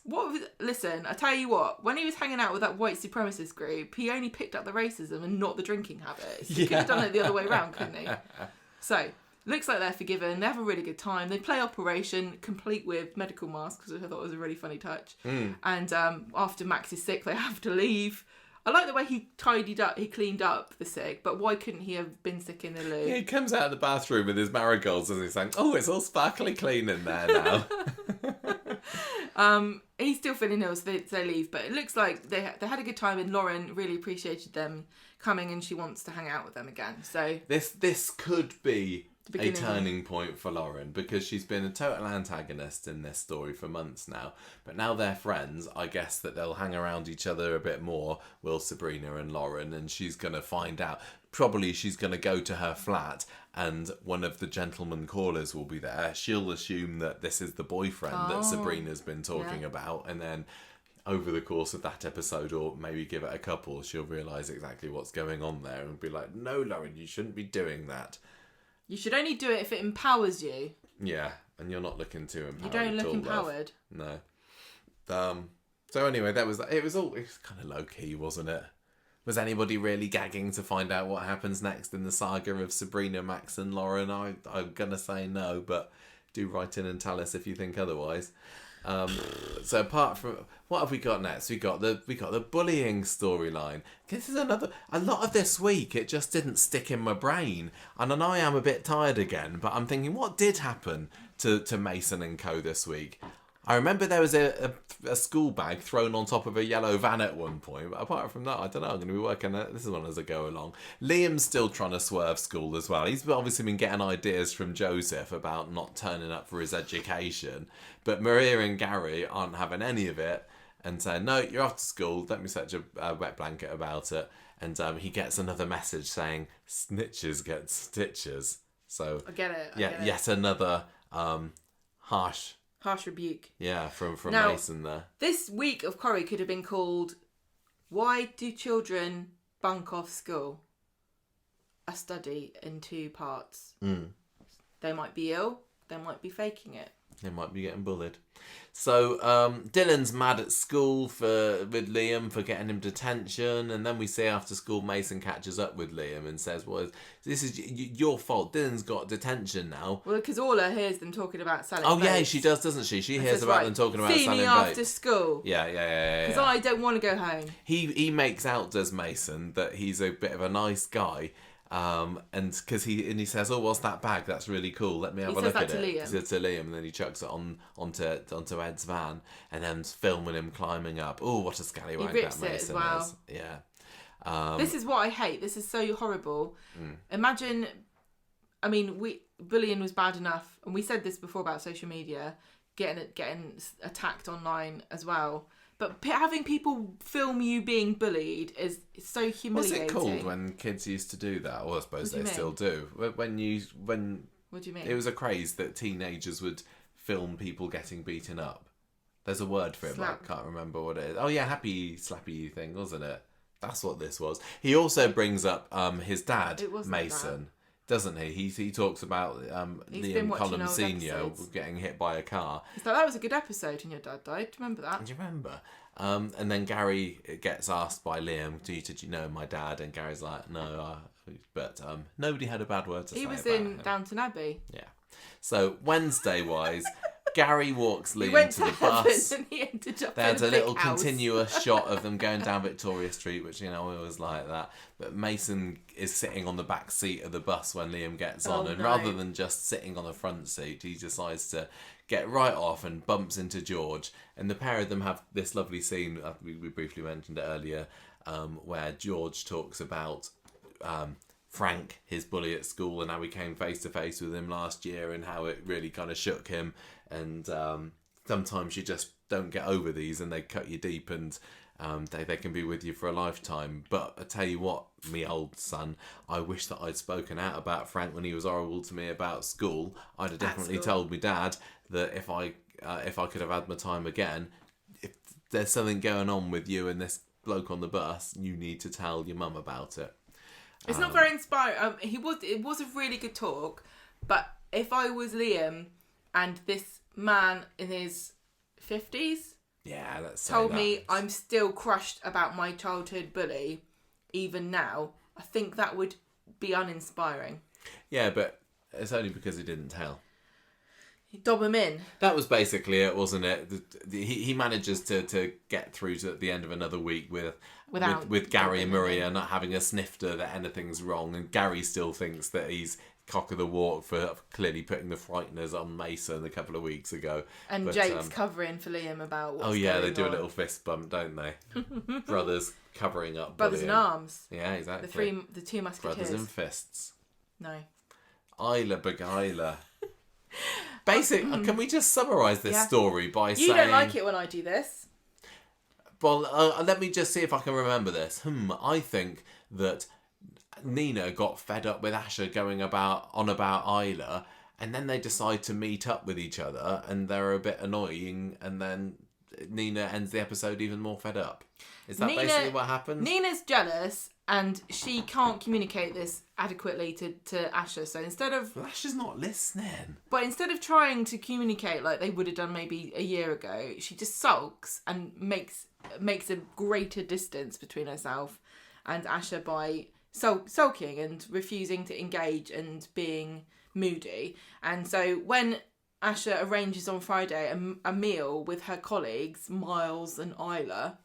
Is Miles a fellow paramedic? Yeah. Yes, they were talking paramedic stories, weren't they? And so Asha's there waiting for Nina to turn up, and she's bigging her up and saying, "Oh yeah, she's a designer, she's in fashion." And then when Nina turns up, she's like, "I'm not a designer." I don't know why she said that, and kind of makes Asha look like a tit. And then they go off home, and she says, "Why did you say, you know?" And they kind of say that they're going to forget all about it and start again. But Nina is a designer. She designed clothes for the factory. I think the idea is Nina's just sulky. Nina clearly saw that Asha was trying to hide the fact that she is only a lowly cafe worker. I didn't think that was the case. Yeah, I think that Do you think that she was? Yes, I do. Really? I think that she was too ashamed of what her girlfriend would currently have on her CV for current employment, and Nina saw that at least as well anyway, or that's how she interpreted it. So I'm not surprised if she went off on one.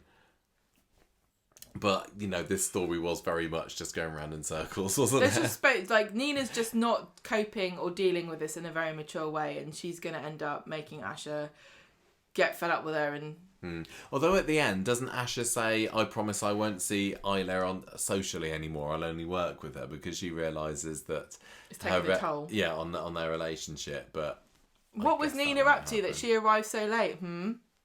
Yeah, good exactly, because she already ditched those other people, didn't she? Was it? Oh yeah, she does. She ditches college friends. That was weirdly done. She gets a text message, and the contact that the text comes from just says college gang. Yeah. So she's got a friend called College Gang. Yeah, or either that, or the whole of her college gang share one phone because they've spent all their college alcohol on booze. Yeah. They've bought a load of bottles of cider and some reduced Rutland cakes. Yeah.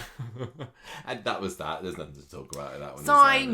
Simone. That's what we're doing. Simon's sad on Monday because of the vapes were stolen. Carla and Peter aren't doing well. Simon's moping in the bistro. He's getting drunk and he's mouthing off at Leanne, which is... That's your thing. I mean, it's him at his most lovable, isn't it? She gets annoyed. Well, she's like, "Oh no, I'm worried." He's mouthing off. She phones Peter to come and get him. He turns up and says, "Look, don't worry about being a rubbish businessman. Don't drown your sorrows and don't waste your life." Like I did. And in the evening, Peter and Carla have a chat, and Peter says, "Why don't you get him more responsibility at the factory?" And she's like, "I can't just employ anybody random at the factory. I know it looks he that way." He does work at the factory currently, doesn't he? No, I know, but I can't just give people random jobs like I did Toya. Look what happened there. I don't even know what she did still. I paid that woman for a year. So she's like, "I haven't got time to train anybody, and That That's was it. That felt like utter filler. I guess it's building up to something. more Carla and Peter Carla drama. and Peter growing further apart. Simon becoming disillusioned with life. I'd say it's Simon becoming more of an actual character, not somebody that just makes an appearance once every 6 months. This is the most we've seen of Simon for years this past few weeks, even though it doesn't seem to be adding up to much. But at least it shows that he's not been forgotten.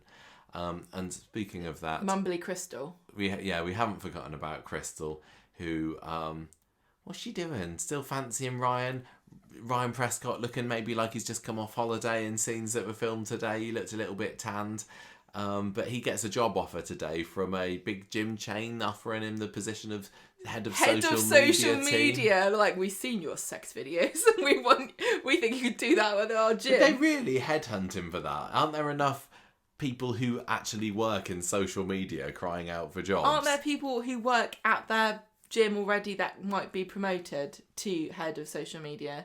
Do you not think he needs training up? Well, maybe. How would you run a department of social media? It doesn't seem like the job is exactly in his skill set, but I'm sure that doesn't make any difference. His skill sets are sexy videos and DJ videos. Yeah. I when I heard the phone call, he think it doesn't was know. just like I mean, Ethan yeah, calling. and bicep videos. So that does make sense. But he's got to make sure when he goes in, he got to really get it in his head which one he's doing. Because if he gets the wrong one, first day of work. If you're going for a job in social media, don't call it Twitter, call it X. Call it X. You've got to show you got your finger on the pulse. And say, have you guys heard of the TikToks? He's not completely sure whether he's ready for this job. Leanne's encouraging him. Leanne's get out of there. But that's about it, really, wasn't it? Those last couple of stories were very kind of fillery, but I assume that we've got the build-up of Ryan because it's going to be one of the major stories next week. So I think guess you'll be like, got that to look forward Daisy, my friend, you can teach me about how to be a social media manager. Yeah, exactly. Want to make a sexy video with me? I mean, a bicep video. Right, what we rate in this week's Coronation Street. Not so great. Nice chat. Enjoyed it. Liked having a debrief of the week with you, Gemma. You had fun. But the actual week of Coronation Street itself was just okay. I'm waiting. We had a couple of brilliant weeks a month or so ago. And I really hoped that would carry on, but it feels like now they're in a different filming block. It's just lost that momentum, and I'm still also thinking, what's going on with the pub?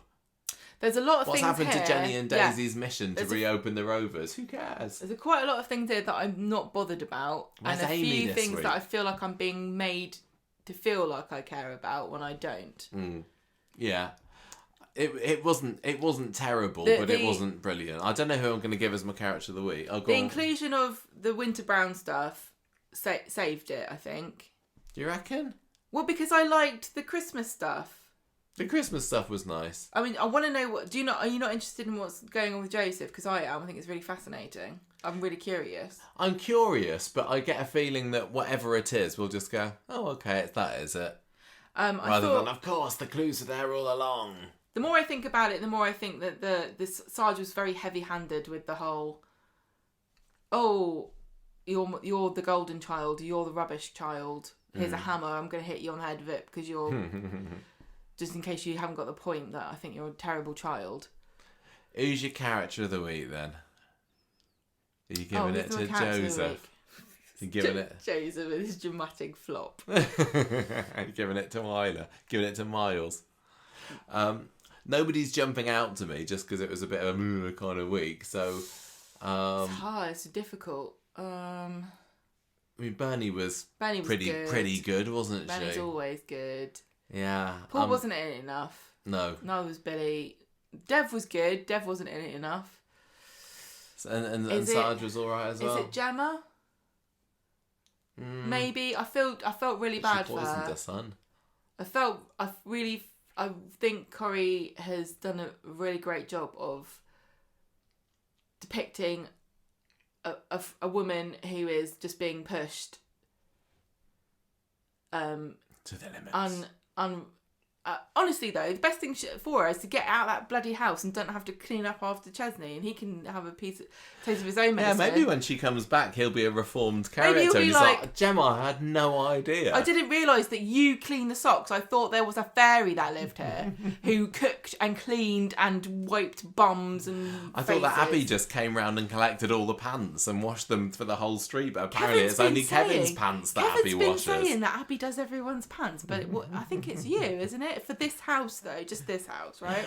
Right, okay. I'm going to give my character of the week this week I'm going to give it to Gemma. I'm going to give it to Bernie, I think, again. Good. I think she had another couple of cracking scenes and trying to hold it together for her family. Well, she also, you could see it, I don't think they said this, but you could see it in her face thinking, if I wasn't going to prison tomorrow, this wouldn't be a bigger deal because I could stay here and look after the kids so that Chesney wouldn't have to worry. Because nobody said this, but what the hell is he going to do with 5 kids? I don't know. And a job? How is he going to cope? Well, I think that no, I was going to say I think Bernie's going to help, but she's going to be She's in otherwise prison. engaged, isn't she? The only thing Dev can do is give him time off work. That's paid, but I mean he's going to have to, isn't he? Yeah. Okay, right. Character of the week. We done. Gemma. Right. Score. Give me a score. 2.5 wheelie thrones. Wheelie thrones. Wheelie thrones. Wheelie. What was that in reference to? That again? was Paul sitting on his wheelie throne. Oh yeah, of course. I've got a few that I wanted to give it to this week. A few scores you want to score out of. I was thinking I might give it score out of testicles at the breakfast table from the little Alahan scene earlier in the week. But no, I think I'm going to give this week's coronation treat 3 God-fearing Christians in this family are heathens out of 5. Okay. And I liked the reference to Aggie's sticky marmalade turkey debacle that they don't speak of in the Bailey house. Poor old Auntie Corona, she's going to be suffering with that this Christmas, isn't she? Oh my God, what's she going to cook her? Right, let's move on.